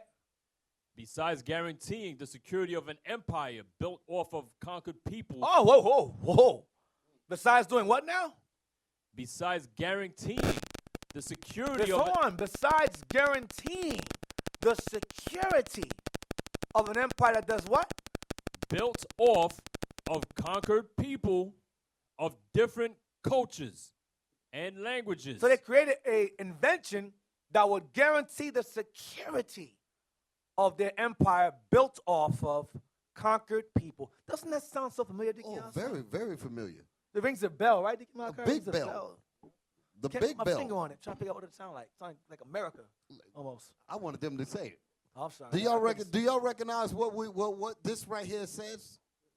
That's telling you just like what I just said just a second ago. This society depends on us. And they have created a situation of traumatic bonding for us to continue to want to bond with them, Stockholm syndrome and all that, to keep this security going. To avoid nationalist revolts or to stop black identity terrorists. That's what that's for. That line is heavy. Good. Guaranteeing the security Uh-huh. of their world Yep. built off the backs of our people. That's the translation of what it's saying. And we want to maintain that. That's what that point is making. Yep. Continue.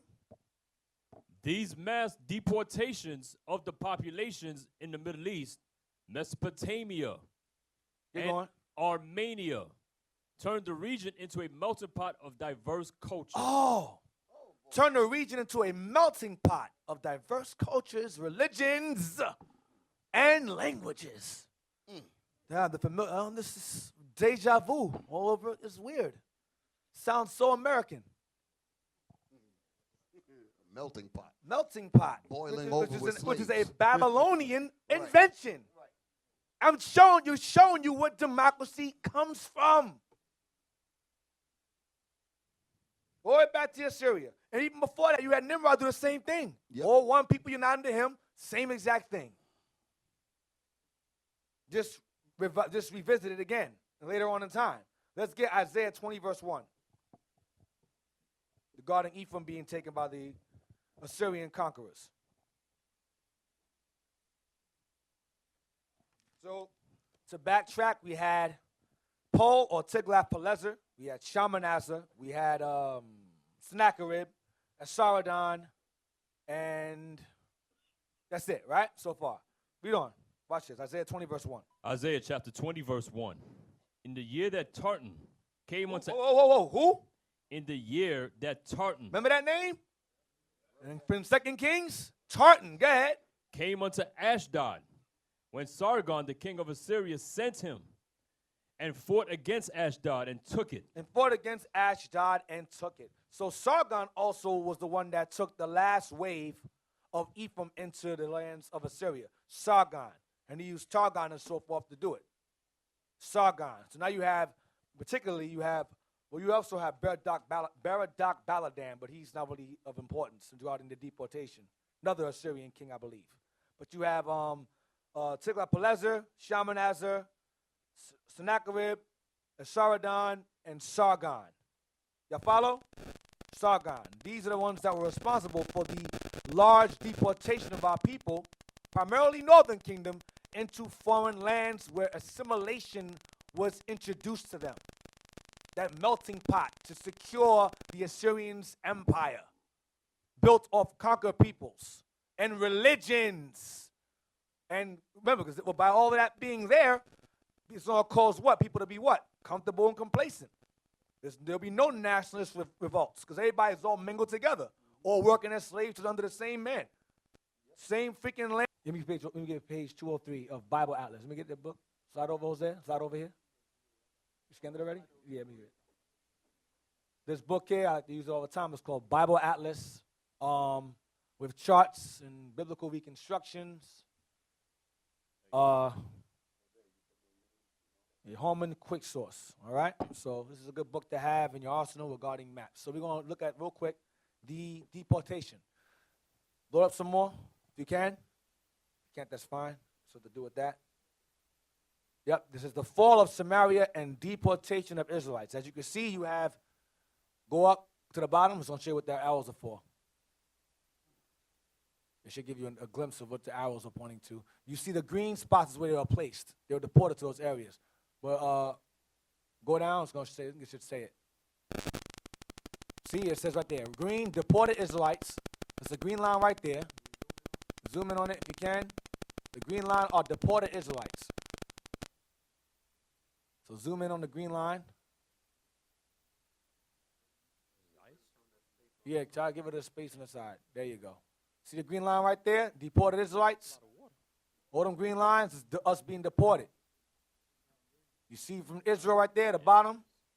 It starts there and it goes up. You see it's being taken to Gozan. And you see it's being taken to Nineveh. And then you have us being taken to Eshuna. Go down to the bottom, I should say it. You see Babylonia on the bottom, Assyria's in caps, and Babylonia's in the bottom, smaller. That means this is Assyria ruling at the time. Go down, over to the bottom of the page, to the writing, down, down, down. Stop. Resettled Israelites. See the green dot spot there? Go back up to the green spots. You'll see it. Go back up to the map again. Up. See them green spots there? Gozan, Hula, Nineveh. See that? That's where Israel is settled. Then the red lines are where they put those heathens out of Hala, Nineveh into our land. The red line goes, they're basically doing a switch up. Green lines go to heathen lands, heathens go into our land. You see that? Kind of like today. The Irish, the German, the Russian, same thing, yeah, same thing. Go down to the bottom of the words. We see the words. Down. See, it mentions the same thing. 2 Kings 17, 5 and 7. That's why I always go there. Go down. Syrian captives, they took them captive too. That's all I want. So now, let's get 2 Kings 22, verse 1. And we're going to jump to 23. The book of 2 Kings, chapter 22, verse 1. Verse 1, yeah. Josiah was 8 years old when he began to reign. So now we got Josiah. Now you have Ahaz, Hezekiah, then you have Manasseh, Amon, then you have Josiah. So Hezekiah's great-great-great-grandson. Read again. Josiah was 8 years old when he began to reign. Josiah was 8 years old when he began to reign. Go ahead. And he reigned 31 years in Jerusalem. And Let me get there. Go ahead. And his mother's name was Jedidah, right. the daughter of Adiah of Baskoth.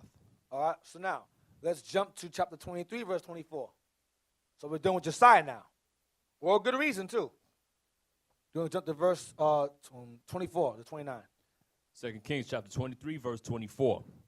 Moreover, the workers with familiar spirits, and the wizards, and the images, and the idols, and all the abominations that was spied in the land of Judah and in Jerusalem, did Josiah put away, that he might perform the words of the law, which were written in a book that Hilkiah the priest found in the house of the Lord. So Josiah was righteous. He followed behind Hezekiah's footsteps. Go ahead. And like unto him was there no king before him that turned to the Lord with all his heart, and with all his soul, and with all his might, according to all the law of Moses. Neither after him arose there any like him. Go ahead. Notwithstanding, the Lord turned not from the fierceness of his great wrath, wherewith his anger was kindled against Judah, because of all the provocations that Manasseh had provoked him withal. Manasseh was his grandfather. Manasseh did a lot of evil. He repented, but he did so much evil, so I can't let that pass. I can't let that slide. I got to get at y'all. But that was evil as hell. So based upon Manasseh, he was going to get at Judah. But later on, go ahead. And the Lord said, I will remove Judah also out of my sight, as I have removed Israel. Yep. And will cast off this city Jerusalem, which I have chosen, and the house of which I said, my name shall be there. Go ahead. Now the rest of the acts of Josiah and all that he did, are they not written in the book of the Chronicles of the kings of Judah? Verse 29, watch this. In his days, Pharaoh Necho, king of Egypt, went up against the king of Assyria to the river Euphrates. And King Josiah went against him and slew him at Megiddo, when he had seen him. So it says the Egyptians, when you read, was the one up against the king of Assyria to the river Euphrates. So what happened was during this time you had a situation where the Assyrians and the Egyptians allied themselves together to fight against Babylon later on, to fight against Babylon. During this time, Josiah meddled in that. The Lord was going to have it where Assyria was starting to reach its decline in power and Babylon started to rise up. So this marked the beginning of when eventually the Assyrians and the Egyptians band together to fight against Babylon, and they would lose, and Babylon would take over by the man named Nabopolassar. Nabopolassar. All right? Where we at? That was verse 29? 29. Give me 2 Chronicles 35, verse 20.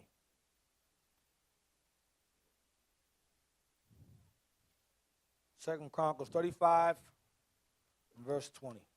The book of 2 Chronicles, chapter 35, verse 20. Uh-huh. After all this, when Josiah had prepared the temple, Necho, king of Egypt, came up to fight against Carchemish That's the battle of Babylon. So they're fighting against the Babylonians. Go ahead. by Euphrates. And Josiah went out against him. Go ahead. So read on to verse 25. But he sent ambassadors to him, saying, What have I to do with thee, thou king of Judah? I come not against thee this day, but against the house wherewith I have war. For God commanded me to make haste. Forbear thee from meddling with God, who is with me, that he destroy thee not. Go ahead. Nevertheless, Josiah would not turn his face from him, but disguised himself, that he might fight with him, and hearken not unto the words of Necho from the mouth of God. Uh-huh. And came to fight in the valley of Megiddo. Go ahead. And the archers shot at King Josiah. And the king said to his servant, Have me away, for I am sore wounded. Uh-huh. His servants therefore took him out of that chariot and put him in the second chariot that he had. And they brought him to Jerusalem, and he died and was buried in one of the sepulchres of his fathers. And all Judah and Jerusalem mourned for Josiah. And Jeremiah lamented for Josiah. And all the singing men and the singing women spake of Josiah in their lamentations to this day, and made them an ordinance in Israel. And behold, they are written in the lamentations. So Josiah meddled with an empire trying to take over, which he shouldn't have done that. So you had the Assyrians and the Egyptians rode over to Carchemish to battle against the Babylonians. The Babylonians smashed them both. He thrashed them both. Which marked the decline of the Assyrian Empire. This right here marks the decline. It's around 605 BC. Marks the decline of the Assyrian Empire. Starting with this here, or 609. This is 609 BC. It's called the Egypto-Assyrian assault. Egypto-Assyrian assault. When they were trying to fight against Babylon, they both got thrashed. Let's get the PDF now. PDF, Lost Tribes of Israel, I sent you. Written by Dirk Lang. We're going to go to the abstract. It's the first page. I sent you a PDF.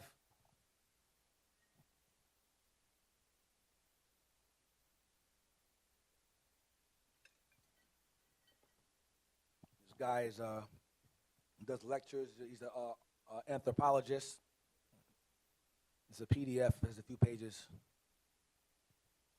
He does studies on the history of inhabitants of Africa and their Middle Eastern origins. Blow it up some, so everybody can see it, because I cannot read that at all. I'm horribly blind. All I see is anthropos, that's it. The rest is mysteries. There we go. Origin of the Yoruba and the Lost Tribes of Israel by Dirk Lang. We're going to read the abstract. Go down. Captain Messiah. Blow up some more. Are you going to read along? Everybody probably can't see from that. Abstract. From abstract. Yep. Origin of the Yoruba and the Lost Tribe. Uh-huh. Abstract.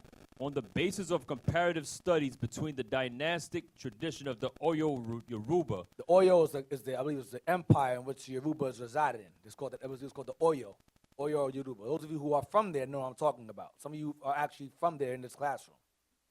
Right? Those y'all raise your hand from Yoruba. Some of y'all in here. Oh, you'll see upstairs.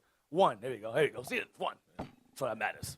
Nah, but it's some in different states also that are here from there. Go ahead. And ancient Near Eastern history. Go ahead. The present article argues that Yoruba traditions of provenance, claiming immigration from the north, Hold on, go back. Claiming what? Immigration from claiming where? from the Near East, Claiming immigration from the Near East. Go ahead. are basically correct. He realized that it's correct. That he did studies confirming that the lineage of the Yoruba came from the East. Because the Yoruba resided in the western regions of Africa. They came from the East. Go ahead. According to Oyo Yoruba tradition, According to their traditions, their writings, go ahead. the ancestral Yoruba saw the Assyrian conquest of the Israelite kingdom Oh, they saw it. Go ahead. from the 9th and the 8th centuries BC. 800s and 900s. Go ahead. From the perspective of the Israelites. Because they were Israelites. That's how you saw it from that perspective. Go ahead. After the fall of Samaria in 722 BC, they were deported to eastern Syria. They were what? Deported to eastern Syria Because the Syrians were conquered also. Go ahead. and adopted the ruling Assyrian kings as their own. Because the process of assimilation was instituted in their minds. So they began to embrace the Assyrians as their kings. Go ahead. The collapse of the Assyrian Empire is, however, mainly seen through the eyes of the Babylonian conquerors Babylonian conquerors gave a more historical account because they were the ones that were conquered. They were the conquerors. Go ahead. of Nineveh in 612 BC. That's the conquering. Go ahead. Because what happened with Josiah happened around 605. Go ahead. This second shift of perspective reflects the disillusionment of the Israelite and Babylonian deportees from Syria, Palestine, towards the Assyrian They were oppressors. taken to that place. Go ahead. After the defeat of the Egypto-Assyrian forces at You Carchemish, read that earlier, but Josiah interfered with that. After the defeat of the Egypto-Assyrian forces at Carchemish in Syria in 605 BC, Josiah was meddling in that, and the Lord put him to death for meddling in that business. Go ahead. numerous deportees Numerous deportees. Go ahead. followed the fleeing Egypto-Assyrian troops. So when the Babylonians thrashed this alliance between the Egyptians and the Assyrians, these people fled into Africa, and some of us fled along with them because we were in their armies as well. We fled with them. Go ahead. Into where? to the Nile Valley To the Nile. Go ahead. before continuing their migration to sub-Saharan Africa. That's all I want. That's all I want. This is the abstract. Now, let's get Isaiah 31, verse 1. The book of Isaiah, chapter 31, verse 1. Woe to them that go down to Egypt. So Israel do. Israel always had a habit. Whenever the Assyria or Babylon rose up, we fled to Egypt, thinking that Egypt was the big bad, was the tough guy. Then they would get beaten up along with us by the Assyrians and Babylonians. Read again. Woe to them that go down to Egypt for help. That's what Hosea did. Before the Assyrian overthrew him, he tried to give him presents to conspire against him. Go ahead. And stay on horses Believe in horses. and trust in chariots, Trust in their chariots. because they are many, and in horsemen, because they are very strong. Go ahead. But they look not unto the Holy One of Israel, Uh-huh. neither seek the Lord. Yet he also is wise, and will bring evil, and will not call back his words, but will arise against the house of the evildoers, and against the help of them that work iniquity. Go ahead. Now the Egyptians are men, Now the Egyptians are men. Go ahead. and not God. Because we thought that the Egyptians are God. Like we think the white man is God today. Same thing. Go ahead. And their horses flesh, and not spirit. When the Lord shall stretch out his hand, both he and that helpeth shall fall. Both he that helpeth, meaning the Egyptians, shall fall. Go ahead. And he that is hoping He that has helped, go ahead. shall fall down. Us, go ahead. And they all shall fail together. They shall fall. They shall what? Fail together. They shall all fail or fall. Fall or fail. That says, mine says fail. Oh, fail. They shall all fail together. So the Egyptians, along with the Assyrians, who we relied on, fell along. We fell also. We ran also from the Babylonians. Let's get DearkLang.com to get his credentials, to see who he is. So you think I'm making this guy up. DeerkLang.com. Books. It's /book. I sent you the link. Deerk Lang. Read what he has there. It says Ancient Kingdoms of West Africa. That's his specialty. Ancient Kingdoms of West Africa, 2004. Read right there at the top. Africa, what does it say? Africa-centered and the Canaanite Israelite perspective. Africa-centered and the Canaanite Israelite perspectives. Let's jump down. Jump down, jump down, jump down. I don't want all of that. Hold on, go down, go down. The author, right there. That's him right there. Move it over. If you can, move it over to so everybody can see it. Center it. Yeah, I want the author about him. That's him right there. He's in Africa there. Read what it says there. The author, Deerk Lang, is professor of African history at the University of Beirut in Germany. So a lot of his books are written in German, I think in German and in Dutch. So those of you who are in our congregation, y'all speak that, so you might be able to buy his books and get back to us and translate it for us, because a lot of his literature is written in languages I can't speak or understand, so maybe y'all can buy them. But his literature is written, he's from University of Beirut in Germany. Go ahead. He presents here the results of more than 30 years of research devoted to the history of Africa, and explains his more recent focus on relations with Phoenician North Africa. Keep that word in mind. His focus is relations with Phoenician North Africa. Please, please, keep that in mind. Phoenician North Africa. Keep that in mind. Go ahead. That's his focus. His focus is on the relations of Phoenician North Africa. Go ahead. Before his appointment in Beirut, he studied African and Islamic history as well as anthropology in Paris. Worked on Arabic texts for 4 years in Cairo, and taught African and Islamic history for 5 years at the University of Niamey. He crossed the Sahara several times and undertook more than 15 research trips to Nigeria, Niger, and Chad. Go ahead. His publications in 3 languages included 2 books. So his publications in 3 languages. See that? Different foreign languages. Go ahead. Numerous articles in learned journals, and 2 contributions to the UNESCO History of Africa. He is unique in comparing African cultural forms with those of the ancient Near East. He is unique in comparing African cultural forms with those of the ancient Near East. I mean, he's keen on spotting Israelite cultures among Africans. That's what he's saying, among those in Africa from the Near East. You understand? That's his specialty. Or in Phoenician North Africa. Keep that in mind. Forget that term. Go back to the PDF again. We're going to go to introduction.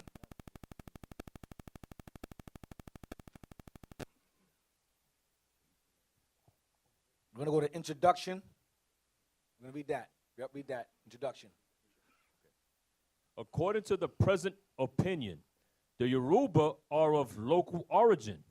According to present opinion, the Yoruba were always there. That's what he's saying. Local origin. I mean, they always remain in that land. They were always in that land. Go ahead. According to present opinion. Go ahead. But this opinion reflects the great influence of post-colonialism on African historiography. Meaning it's based on whitewashed lies. It's based upon a lie. Go ahead.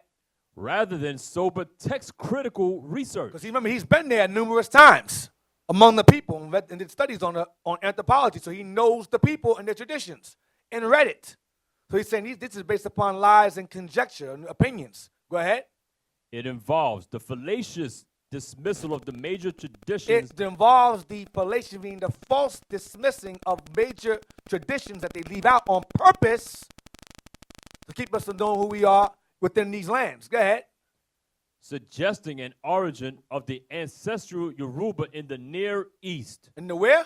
In the Near East. That's where they're from. Go ahead. In fact, before the rise of It's going to go up to the top. academic African historiography. So go back, go down. I'm sorry, go down.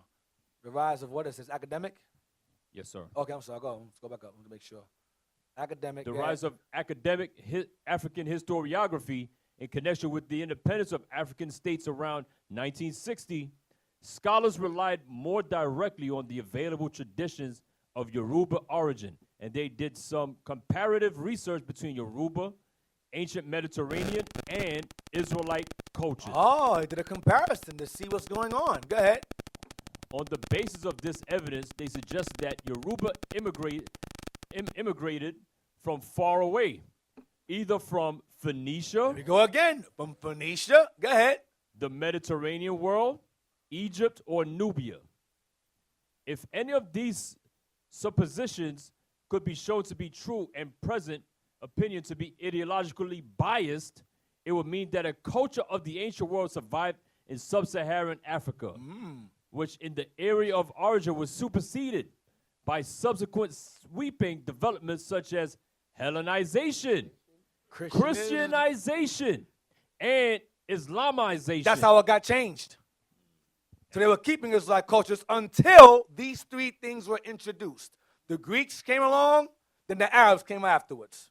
The whites came along, the Arabs came afterwards, changing their original traditions that were documented among the people that he found.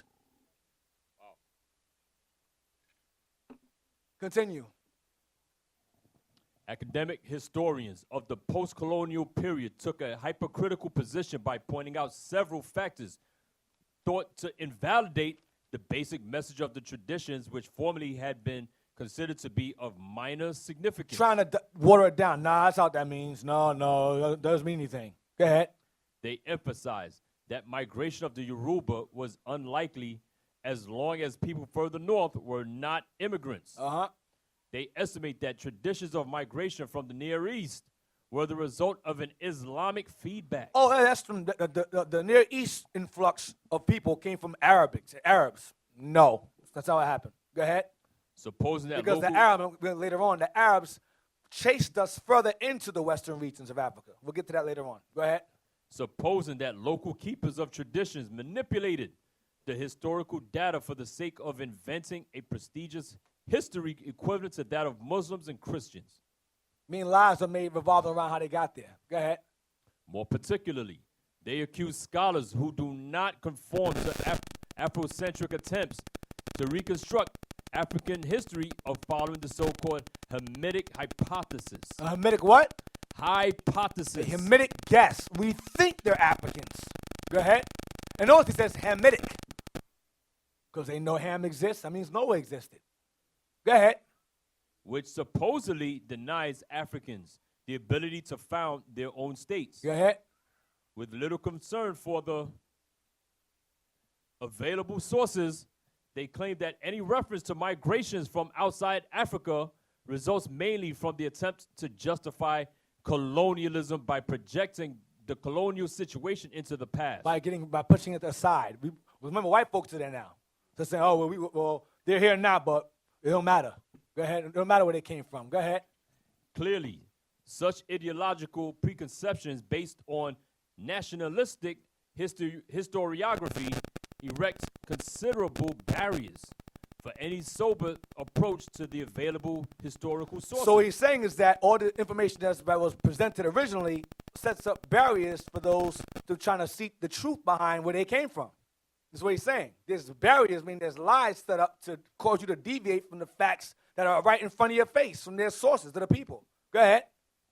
Moreover, they greatly inhibit any attempt to venture beyond. Those same barriers greatly inhibit or stop you from attempting to venture beyond. Go ahead. Beyond the natural barriers of regional studies. And they create enormous obstacles for the integration of Africa into world history in ancient times. I mean, they try to remove the thought that the people inhabiting Africa were keeping traditions that date back to the East, the biblical times. I mean, they set up lies to push you away from digging further into research like we're doing tonight. Swearing off. Leave us alone. Page 593. Page 593. PDF. We're going to read what this paper actually is, what it is. The article is a revised version of a paper presented at the conference, Jews and Judaism in Black Africa and its Diaspora. Whoa.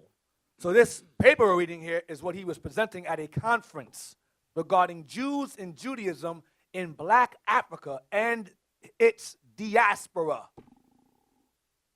Go ahead. Which was held at the School of African and Oriental Studies. Which is held at the School of African and Middle Eastern Studies. In the University of what?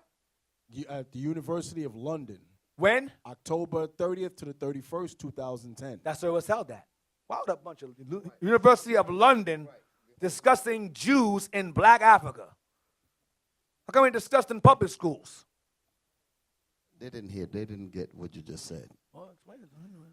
Y'all hear what he just said? There's a why in the world would a bunch of Edomites and people be discussing the history like what we're reading here in London? And recent as 2010. They're having that discussion because they know that that a large part of Israel trickled down into the interiors of Africa. Yep. And they don't want that information out there, which goes right along with Bible prophecy, and they don't want any of this to validate what we're reading in the Bible.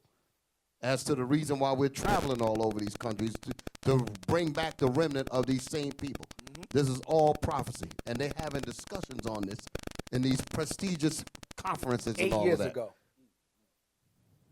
Page 591. We're going to start at contrary to others, and we're going to end at descendants.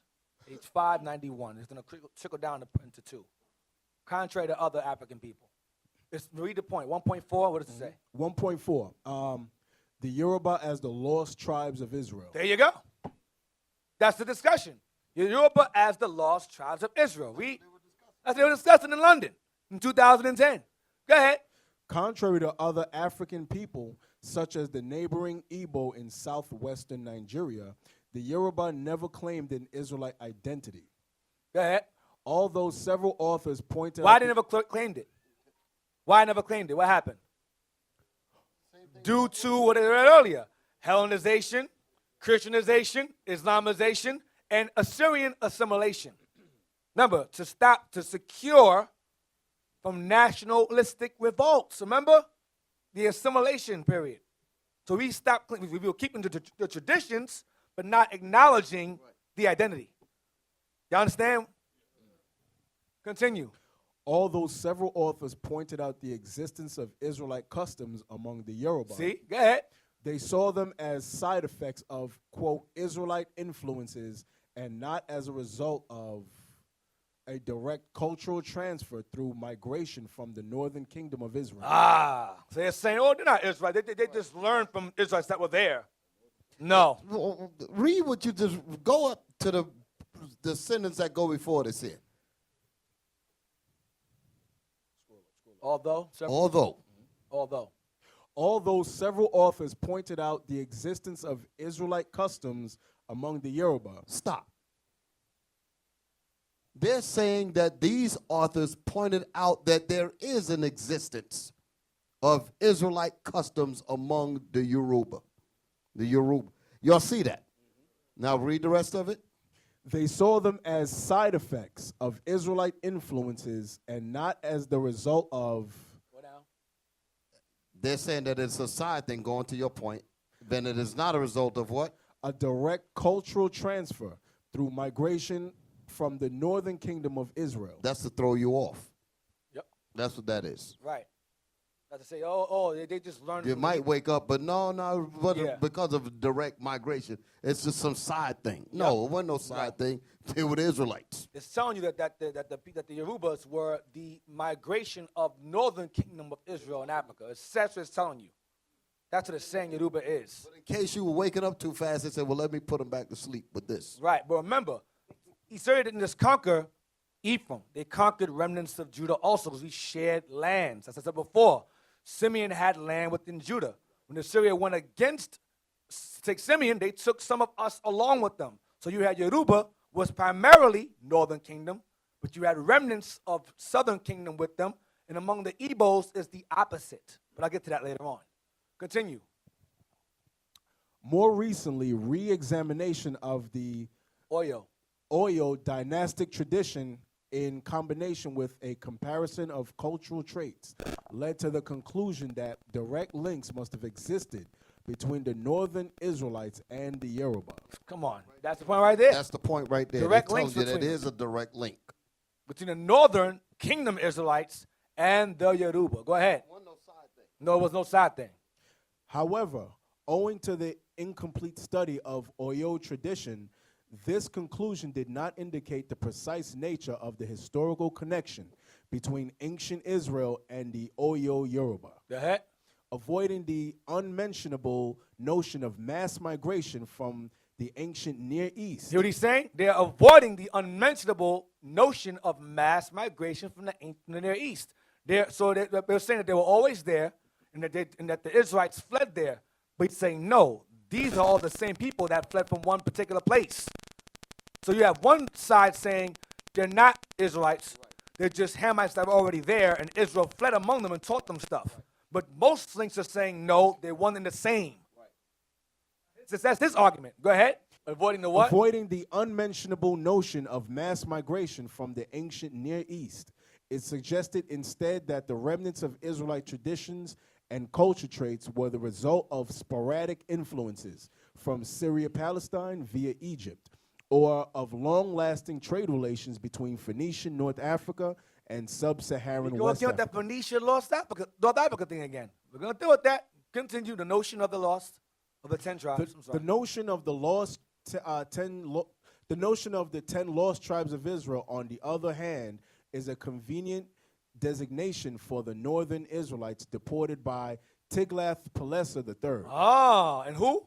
And Sargon II in the second half of the 8th century BC, and their descendants, according to different authors. No, that's all I want, and their descendants. So the notion of the 10 lost tribes of Israel, on the other hand, is a convenient designation, meaning it makes more sense for the northern Israelites deported by Tiglath-Pileser, or Pul, the third, and Sargon II, Isaiah 20, in the second half of the 8th century BC, and their descendants. That makes more sense, is what he's saying. Now, let's get according to, I should say according to. Does it continue from there? Let me see. According to, right there, according to different authors. Go ahead. We're going to stop with this. We're going to stop at a foundation. Watch. According to different authors, either the majority of the inhabitants of the northern kingdom or just the upper social stratum was deported by the Assyrians. Uh-huh. Go ahead. Naaman. No, let's go to the Assyrian author. The Assyrian authorities resettled the deportees in the region of Habur, Gozan, in northern Assyria, and in the cities of the Medes in Persia. That's in the Bible, 2 Kings. Go ahead. Most often, the exiled Israelites are supposed to have been assimilated. Supposed to have been what? Been assimilated. There you go. Most often, the exiled Israelites are supposed to have been assimilated, because that was the agenda of the Assyrians. But it didn't always work. It says most often the exiled Israelites are supposed to have been assimilated. Go ahead. In their new settlements. Go ahead. By the indigenous population. Go ahead. So that the idea of the lost tribes of Israel surviving in some other location is thought to correspond to a myth. See that? So they're saying, see, that's the lie. Oh, they all assimilated. So since all Ephraim mixed around the heathens that were conquered by the Assyrians, they're no more. They're mixed in with everybody else because they were supposed to be assimilated, but not all of them assimilated. Go ahead. However, without historical foundation. Wait, I'm sorry. Read that part again. Most often, the exiled Israelites. Stop moving the thing. Settlements. Most often, the exiled Israelites are supposed to have been assimilated in their new settlements by the indigenous populations, so that the idea of the lost tribes of Israel surviving in some other location is thought to correspond to a myth without historical foundation. It's thought to correspond to a myth without historical foundation. So when you hear heathens say the 10 tribes are no more, they've been assimilated, they're all gone, as a myth without historical foundation. You're going to hear that by the so-calleds in the video today. Now they will see the true men of God. We are not black men, we are the Israelites.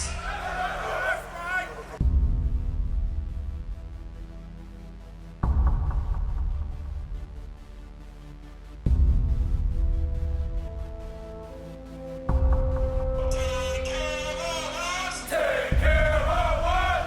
And our children too. And our children too. We have abandoned.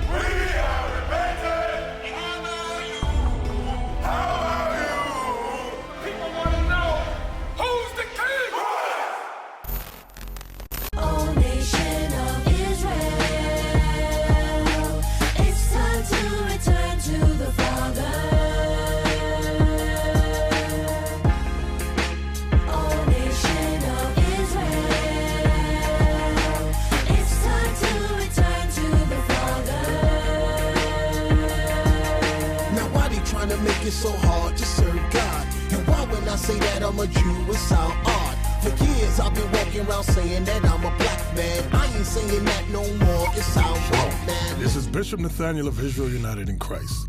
Please subscribe to our YouTube channels. Stay up to date with our latest events, music, and classroom lessons.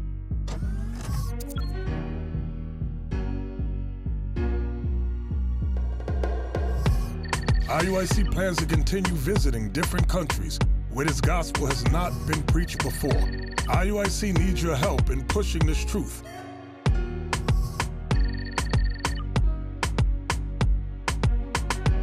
So join us. Subscribe to our Instagram, Facebook, Twitter, and podcasts, and stay up to date with us.